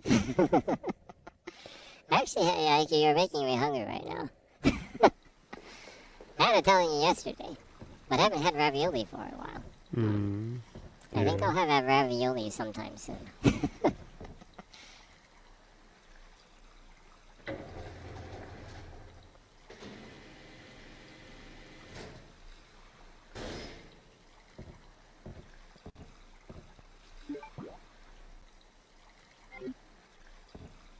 This is the right way to go, right?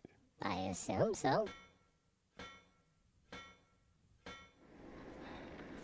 So you tell me. I've been on a diet since December and I haven't eaten ravioli since.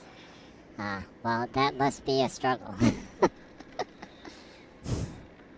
I do understand that pain though, because I'm somewhat on a diet too, so I need to be pretty careful with what I eat. Both you and me, huh? Yeah. Jenny. Yeah. That reminds me, actually, I haven't had you introduce yourself yet. Well, you just did that. Yeah, I kind of introduced you for you, huh?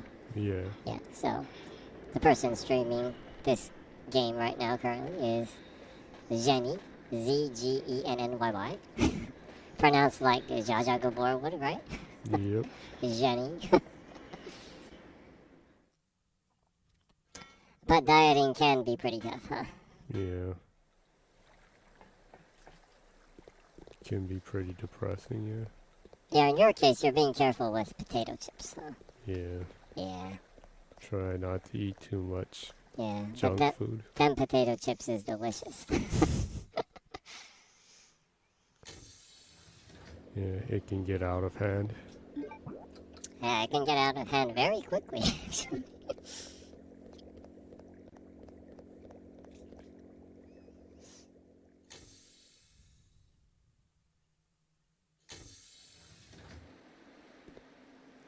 Bats.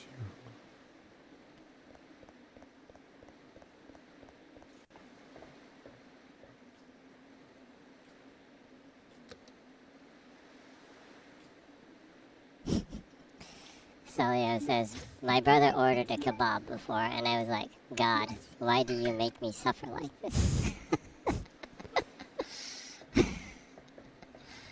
Yeah, that's some serious suffering.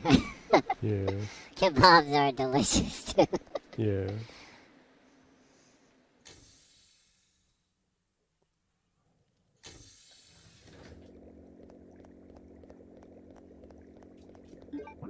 Oh, Solio says, still, I have lost 35 kilograms, so I guess it's worth it. Absolutely, that is awesome. Yeah. Yeah, 35 kilograms since last December is amazing progress. Good for you. You definitely put the work in. That's pretty awesome, huh? Yeah. Oh. Ah. The noggin swing.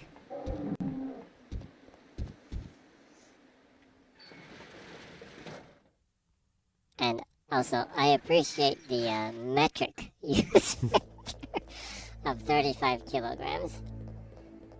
I just can't get used to the pounds and that Yeah. stuff. That continues to confuse me. Yeah. Whoa, Solio says, okay, I've completed this game 20 times, and this is the first time I ever saw Bandersnatches on that bridge. What? Really? That's intriguing. Solio says, yeah, I don't know where you are from, so I went home with the metrics. Thank you. Thank you. It's nice of you. Yeah, we're both, Jenny is streaming from Japan. Yeah. And yes, Japan uses a metric system. Spent close to half of my life in America, and I just never got used to the pounds. The pounds and the feet. Yeah. Yeah. Feet Yards. it is still confusing to me. Feet and yards. Inches. I'm like, to hell with inches. Yeah, but if that's your thing, that's fine too. But personally, I like the metric system. Solio says Japan uses non-nonsense units. Absolutely. Yeah. The metric system is a non-nonsense unit. Yeah. Miles are confusing too. Yeah, miles are pretty confusing too. I only can make sense of it because I know 100 miles is 160 kilometers. So I just that's because do it so I just always remember that 1 mile is 1.6 kilometers. And that's because you are a casual baseball watcher.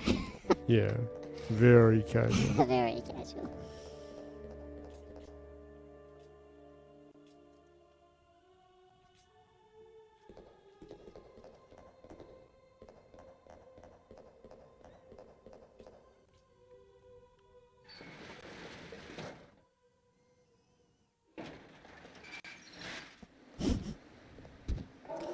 Solio says, yeah, metric is more simple for me. You don't need to understand that one water pool in summer equals 7 beavers' broken teeth and stuff like that. Yes, Yeah. exactly. Word. Yeah, It's so weird that like you're throwing like feet and miles and inches and like each it's like 3 different systems in one system. It's so weird. Yeah. I still don't understand why they go out of the way to use 3 different ones instead of just using some kind of unified thing. Yeah, I studied a little bit of whatchamacallit.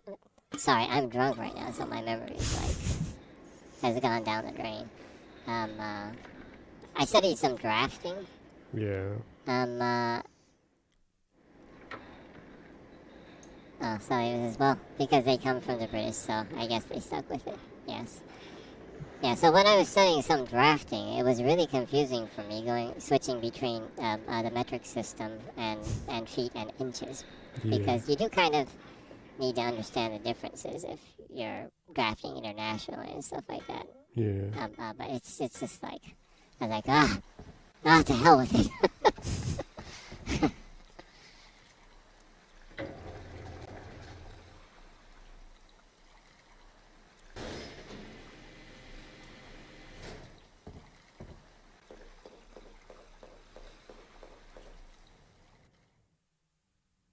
Still missing 2 of those things.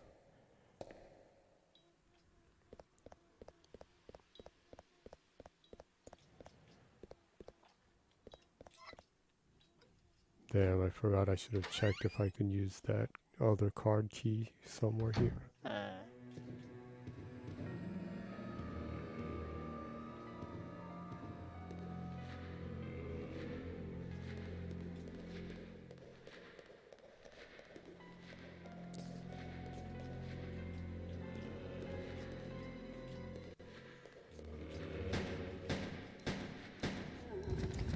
Saliev says, may I ask Jenny something about Japan? I've heard to know if it's true.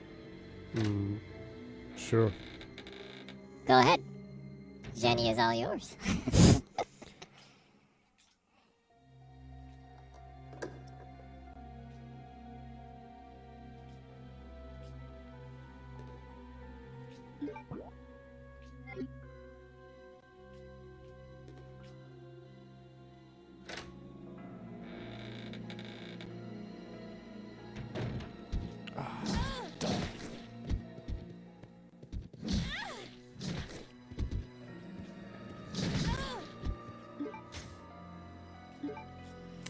Saliev says, is it true that there is love for Spanish culture in Japan?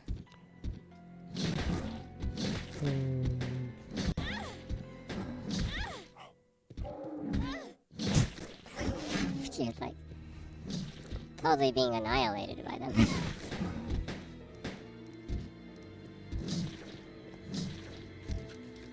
So, what you think? Is it true that there is love for Spanish culture in Japan? Well, I would indeed. Food is popular. Yeah, Spanish food is really popular here, actually. Yeah, there are actually Spanish bars in Japan all over the place. The food is popular. I'm not sure how popular it is, like, now compared to before, but, like people like Paco de Lucia. Flamenco is popular, too. So, yeah, I would consider, I would say that, I would guess it probably would be. Huh. Yeah. And people do, at least the people that I know, do like to travel to Spain. Yeah, it is a popular destination for tourists in Japan. Yeah. Oh, Saliev says, I'm glad someone appreciates our culture and food. Oh, so you're from Spain. That's cool. Awesome. I'd love to go to Spain sometime. Yeah. I like Spanish food too, and this culture is amazing. Like I said, I like Paco de Lucia. I like Spanish music too, so I'd love to go to Spain sometime.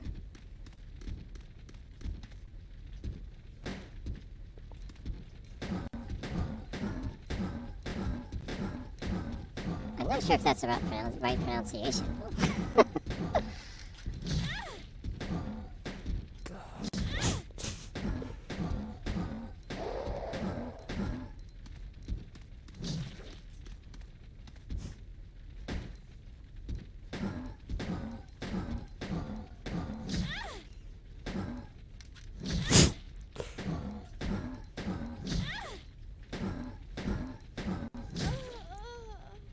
Wow, the gun does not work on these.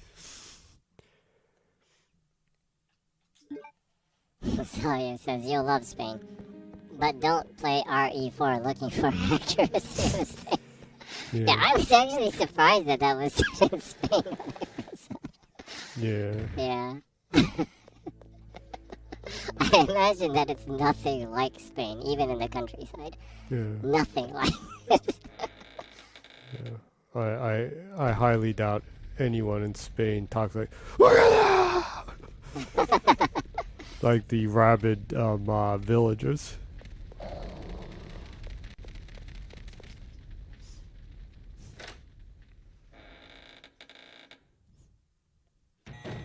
And highly doubt there are any Rasputin-like crazed creatures.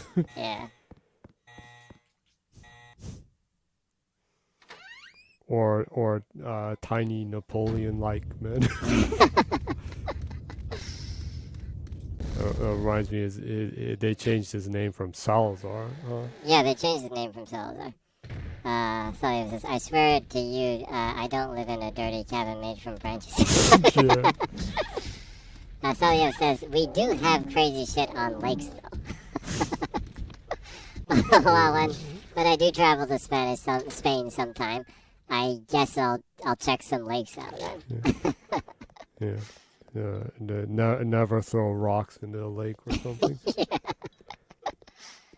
I saw that people were like baiting people, newcomers to RE4, and telling like, hey, and saying like on the internet, make sure you shoot the lake, kind of thing. Yeah.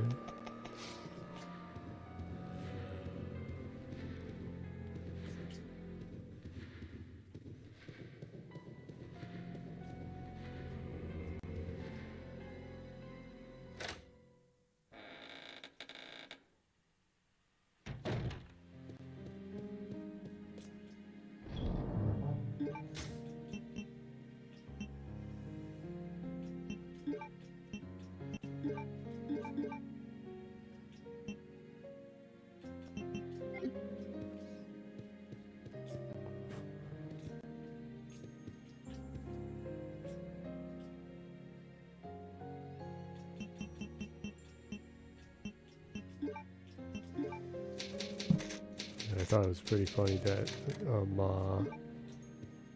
the one on the 360 and the one, there's the achievement for doing that. Oh, shooting the lake? Yeah.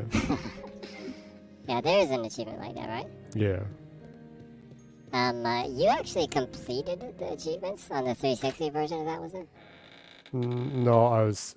It's still in the middle of the hard mode. Ah, you're going through the hard mode right Yeah. now.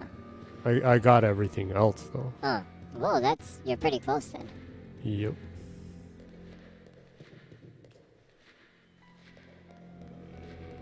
You were saying that the shooting range was really annoying, right? Yeah, the controls are really wonky on the shooting range. To get the achievements on it specifically. Well, because you need to get a S rank on all the ones to get the little figurines that are the prize.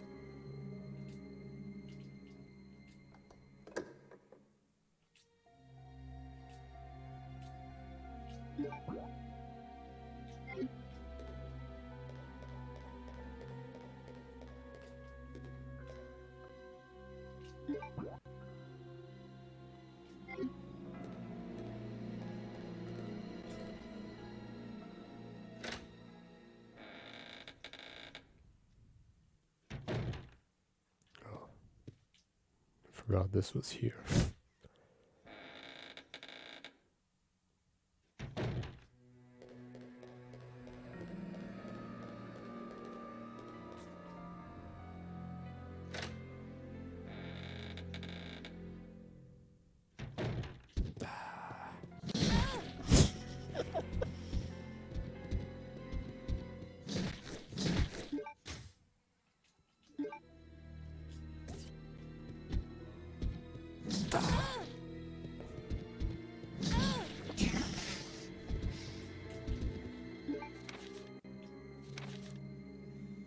The rubbery and SpongeBob-like enemies are kind of unique.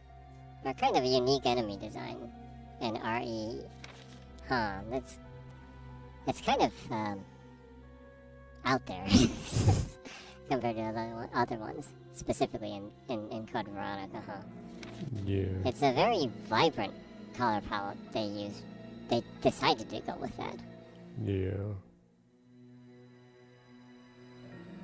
Saliev says people find these to be horrible and annoying, but I like them. The design, at least. Yeah, I do like the design, too. It kind of makes me think that I do think it would be interesting if they made some of their enemy designs a little bit more colorful once in a while in RE. Yeah.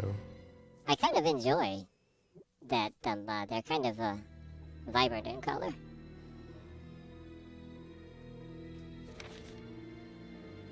I'm thinking that this, originally came out on Dreamcast, that they actually were kind of pushing it with with the stretchy arms and everything. The animations are pretty cool, thinking about the time. Yeah. Salio says, yeah, you can see that they are failed tyrants. Yeah. That's some cool info right there, actually. They do look like failed, mutated tyrants. Yeah. I guess that's why they're tough but not invincible.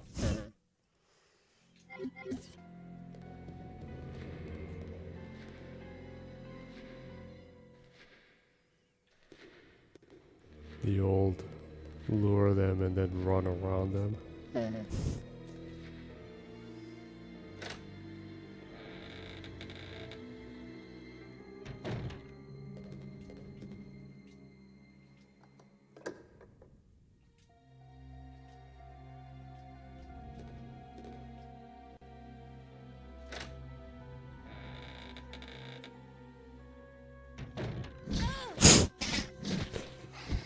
Suddenly being bopped in the head.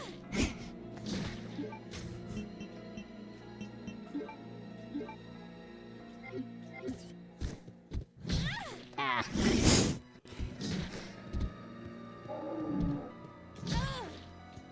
No.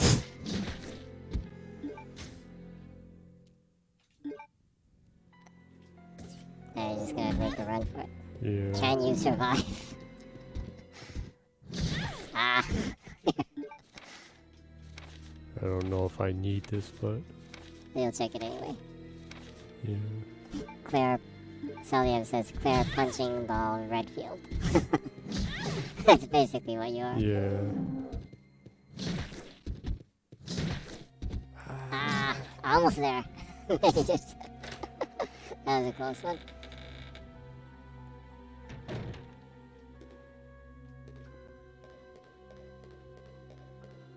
No, I need to remember where I can use this emblem. Wait, was it Wasn't back that at where the there's mansion? that fireplace, probably? You know, where there's that In the old, mansion. Yeah. that plaque that says that it looks like it's old kind of thing.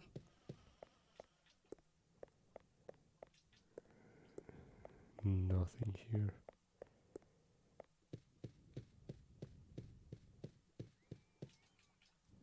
Saliev says, if you have any questions about the game, just ask me.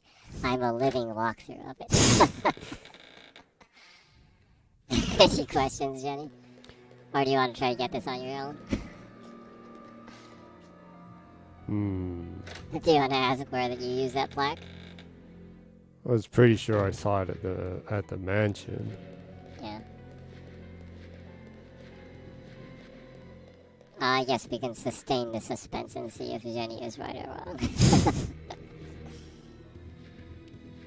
Yeah.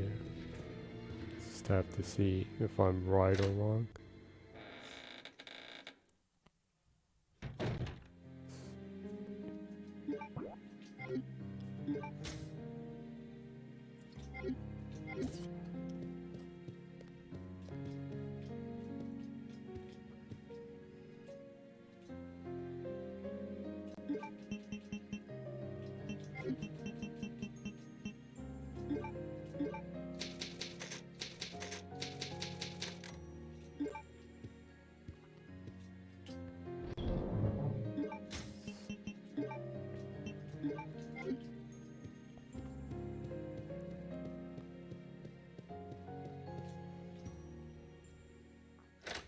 Gotta check in those checkpoints, huh?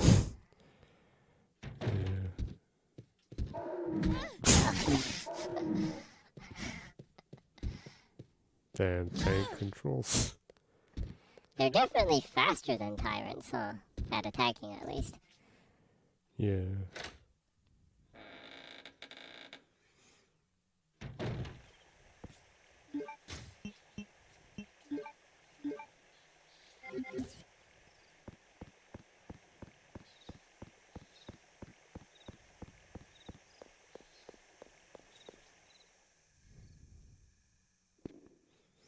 It's pretty crazy. They throw so many of these in here, and your gun is so weak against them. Yeah. So basically, you just Tank controls. Solio says, well, when tyrants do attack you, you usually don't survive a second. That is true. You can definitely take a fairly a fairly hard beating from these yeah. sponge tyrants.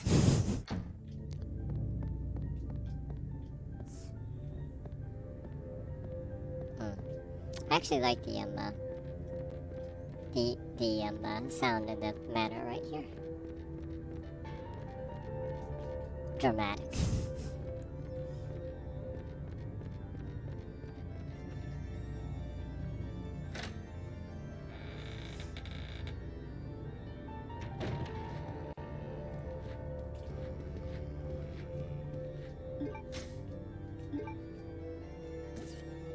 The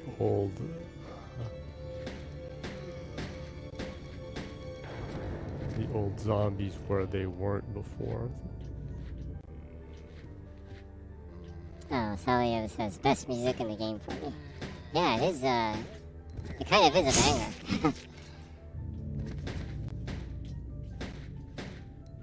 banger.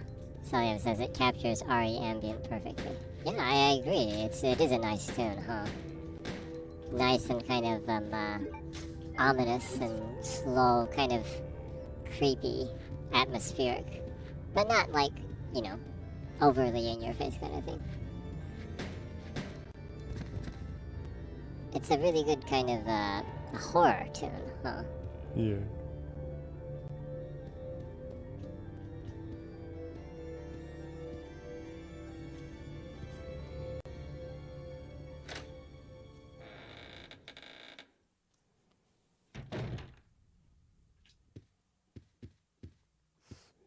Where was that? Dang, it's those beetle things. Let's take a look at your map.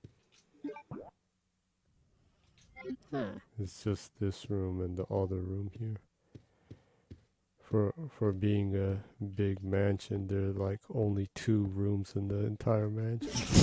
Well, 3. It looks so big from the outside. Yeah.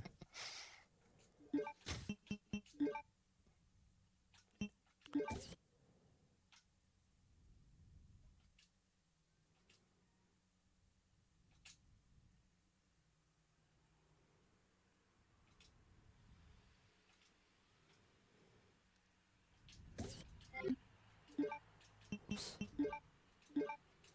Nope.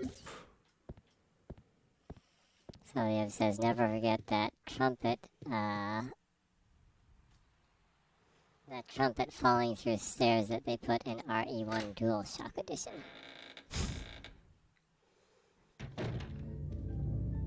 That goes so back. I'm not sure if I really remember that. Actually, RE1, I am, shockingly, I played on the Sega Saturn. So, I'm not sure if that's in the, Sega Saturn version. Huh. Yeah. It's weird because I've bought all of the remasters and stuff too, but I haven't gone through those yet, unfortunately. I wish I had the time to.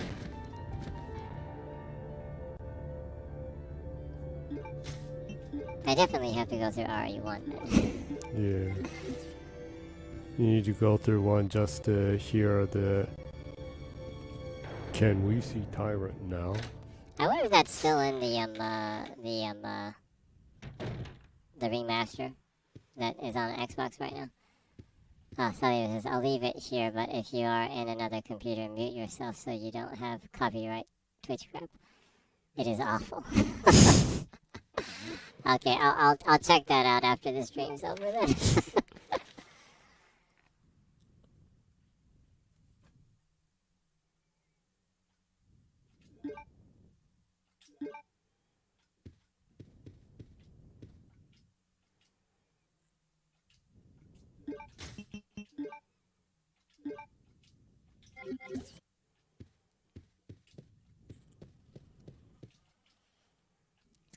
Okay, I just saved the link so I can check it out.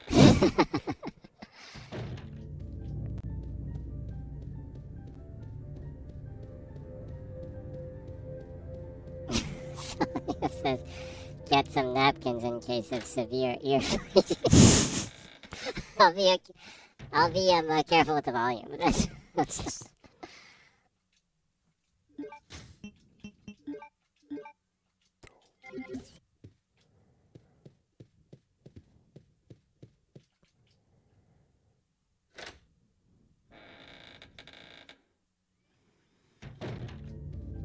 Looks like it's...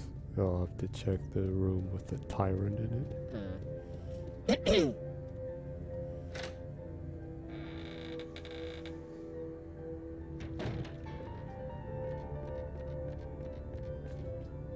I actually do like the atmosphere of like set camera angles, but it is confusing going through the map unless you like really memorize the maps, huh? Yeah.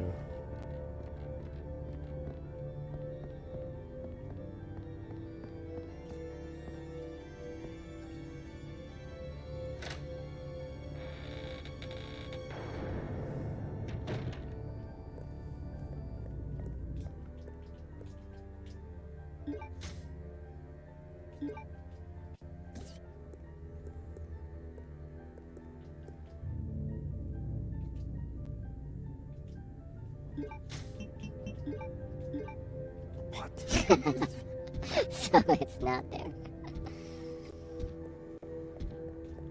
No.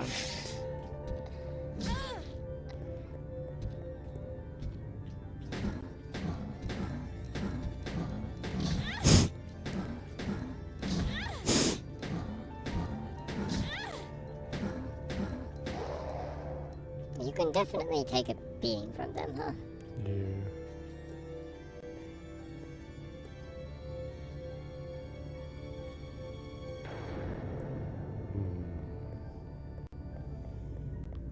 It was not here.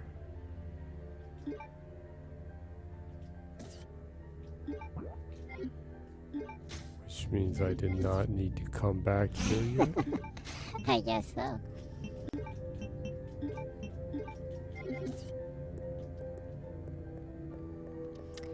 Celia says, try the knife sometime. It is super good against those guys. Oh, so the knife works against them? That's good to hear. I guess maybe the knife makes them stutter, maybe. Celia says, well, the knife isn't good against anything in this game. It's overpowered as heck. It is pretty useful, huh? Yeah. And it doesn't break, too, so...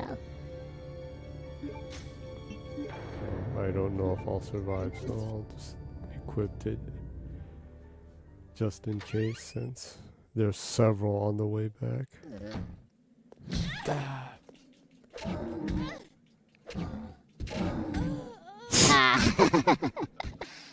Oh, you were too low. Your HP was too low in first place, huh? Yeah.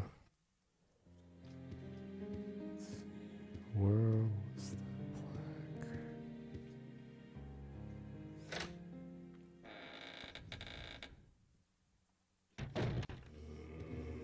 Well, since you were wrong, did you want to ask Celia where you use that plaque? Where you use that plank? Oh, the the emblem blue one. emblem one? I guess I should. Okay, well, Celia says for every click you hear, you hit him one time. So with every slice, you hit them 5 or 6 times with the knife. Yeah. So, yeah, so I guess the knife, every swing, and you hit the sound, every click is one hit, so it's really overpowered then, huh? Oh. That's the equivalent of like 6 bullets if you hit them right then, huh?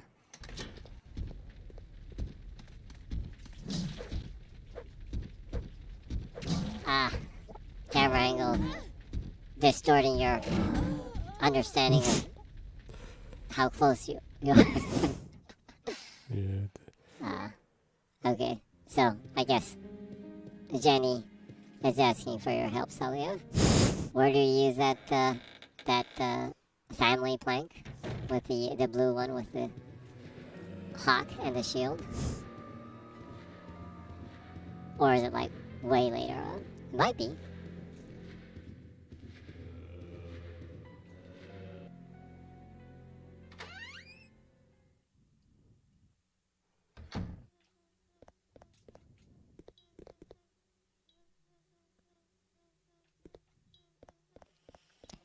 Salio says, is this the first blue plank you found? The second. Eagle plate. It's the second? Yeah, Take the a look at it. eagle plate. Eagle blue plate with like axe-like thing. Ashford family crest. The eagle grasps the golden halberd. The indigo blue plate portion appears to be made of special alloy.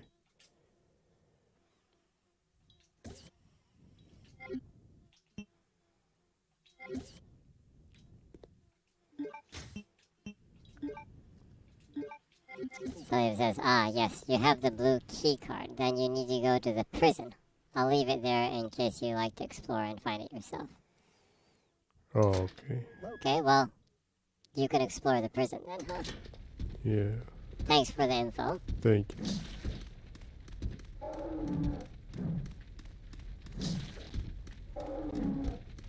Whoa. You actually succeeded in generally getting through without getting hit too much.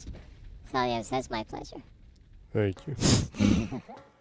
That it would have taken some wandering before. Yeah, the prison is pretty far back. So Yeah. Yeah. Makes you remember how much the first couple ones made you go back and forth a lot. Yeah, it brings back the memories. I played this way back. Salio says, yeah, also this game is not good for wandering because of the respawning enemies. Yeah. Yeah, that's pretty bad. They do respawn, so... Brings back memories when I played this originally when it first came out on the Dreamcast in early 2000, was it? Really early 2000, I think, right? Was it that or was it 99? It was either really late 99 or really early 2000, I think. One or the other. It's a long time ago, so...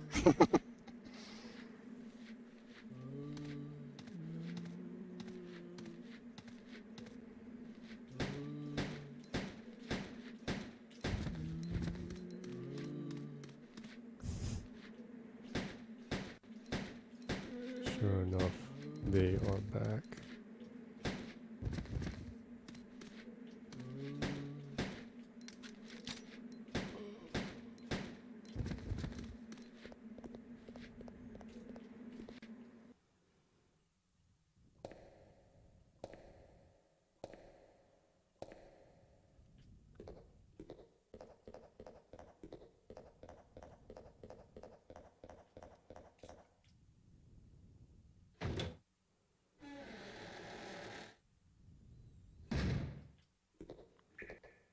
The guy's gone. Oh, yeah, he is gone.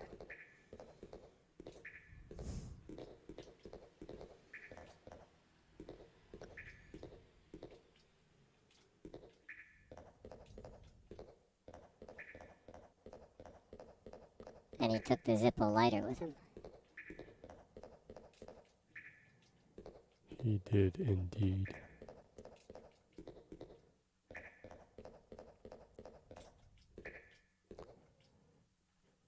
Dang. It's the other privilege. Yeah. I assume that since the emblem says it's made of a special alloy, you can probably take it through the metal detector. Oh yeah, that place. Probably. That's what I'm guessing.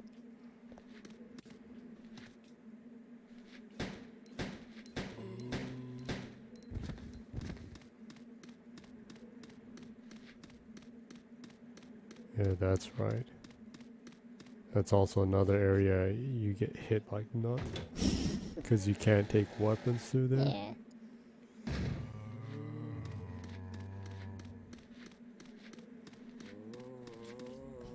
Solium says, please deposit any metallic items you have in the security box.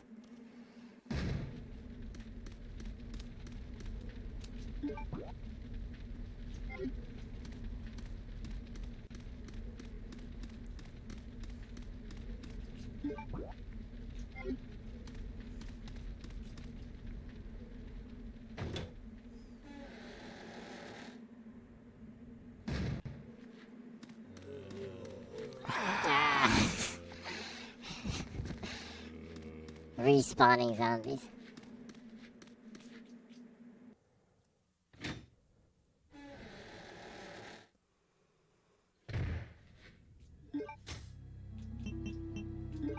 Danger. Please deposit any metallic items you have in the security box. Wait a second. Ah! Well, actually, if you wait back there, you Yeah. can probably knife him, huh? Or shoot him. Are you hitting them? Things. I guess you did. Wait a second.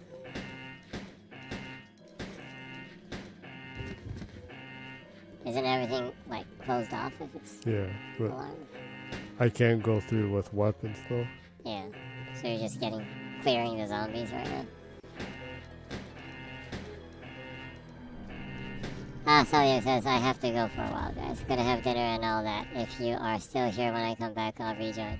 I'll leave Steam open, though, for the view count. Enjoy the game. Well, thank you for the consideration, but we'll probably end the stream fairly soon, too, so... Yeah. Yeah, because it's like, it's actually 2:30 in the morning. Yeah. Yeah, so, no biggie. Our Jenny's stream is a free to come, free to go kind of stream. No pressure there. We enjoyed your company and hope you have a nice dinner, huh? Yeah. Come back anytime if you'd like. We'll be streaming this next week too. So, Yeah. yeah. And thanks for the comments.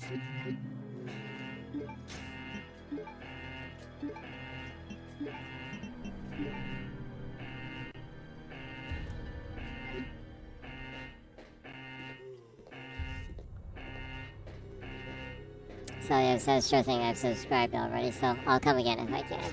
Thank Take you. care. Take care back to you too. Hope you have a great dinner. And thank you for the subscription. Thank you. That's always, that's one of the nicest things to hear. Yeah. New subscription. Indeed. Thanks. Thank you. You are awesome.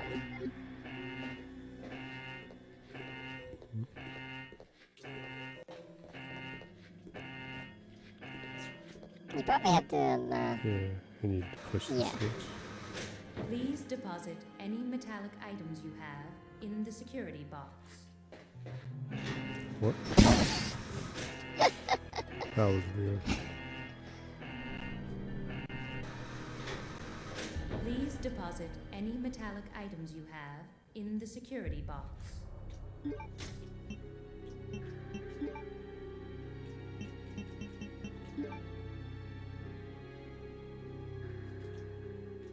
Oh, I know. The lockpick. yeah, the lockpick, huh? What?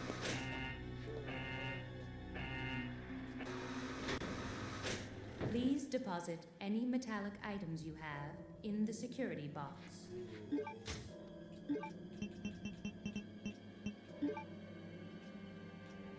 Hmm. Oh, I guess you do have to put the emblem in then, huh? I wonder if it's not this area then. Wasn't the...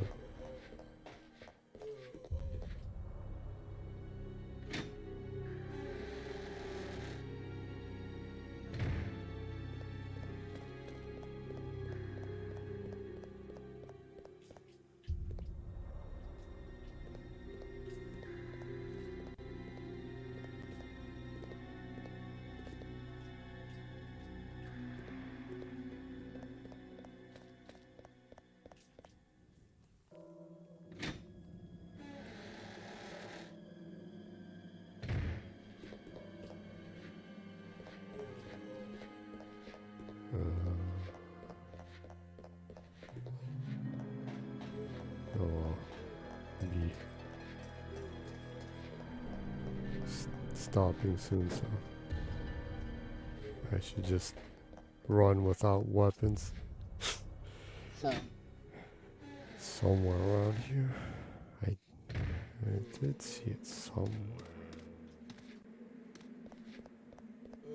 It's not. Ah, there it is. where?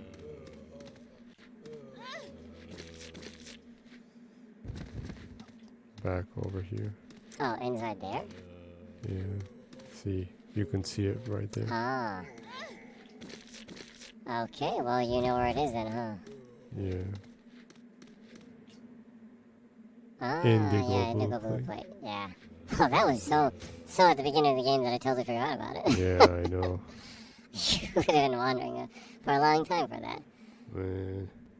Well, I know exactly what to do the beginning next week. Yeah, then. well, so you should be able to progress right away next week, I guess. Huh. Yeah. Yeah, well, that was a pretty successful stream. Yeah. Made some progress. Yeah. Had some fun conversations. New subscriber. Yeah. Big thanks to Salia for commenting a lot and helping getting through. Yeah. Would have taken a while Yeah, to get big back to appreciations. that point. Yeah. So, well, the stream has gone on for a while now. I guess you can go ahead and close the stream then, huh, Jenny? Yeah. Well, thank you to anyone who was watching today or later on YouTube. And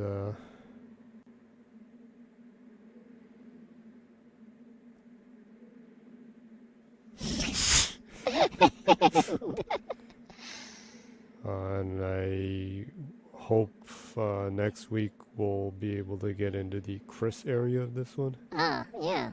I thought I would be pretty close, but needed to go back and forth a lot.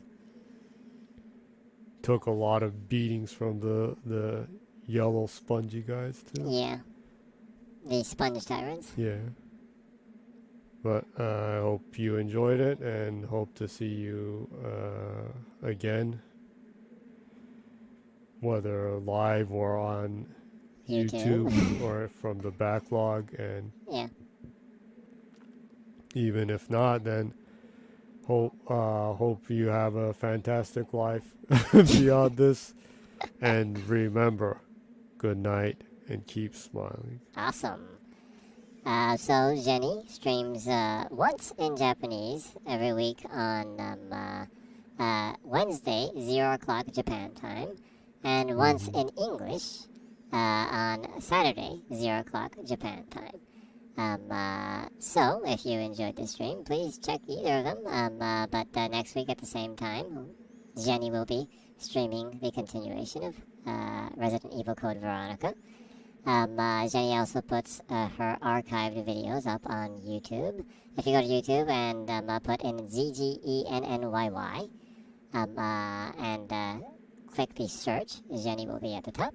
So go ahead and take a look, subscribe, like, and hope you enjoy. Have a good weekend and a good week, and hope to see you next week. Yep. Bye-bye. Bye-bye. See you later.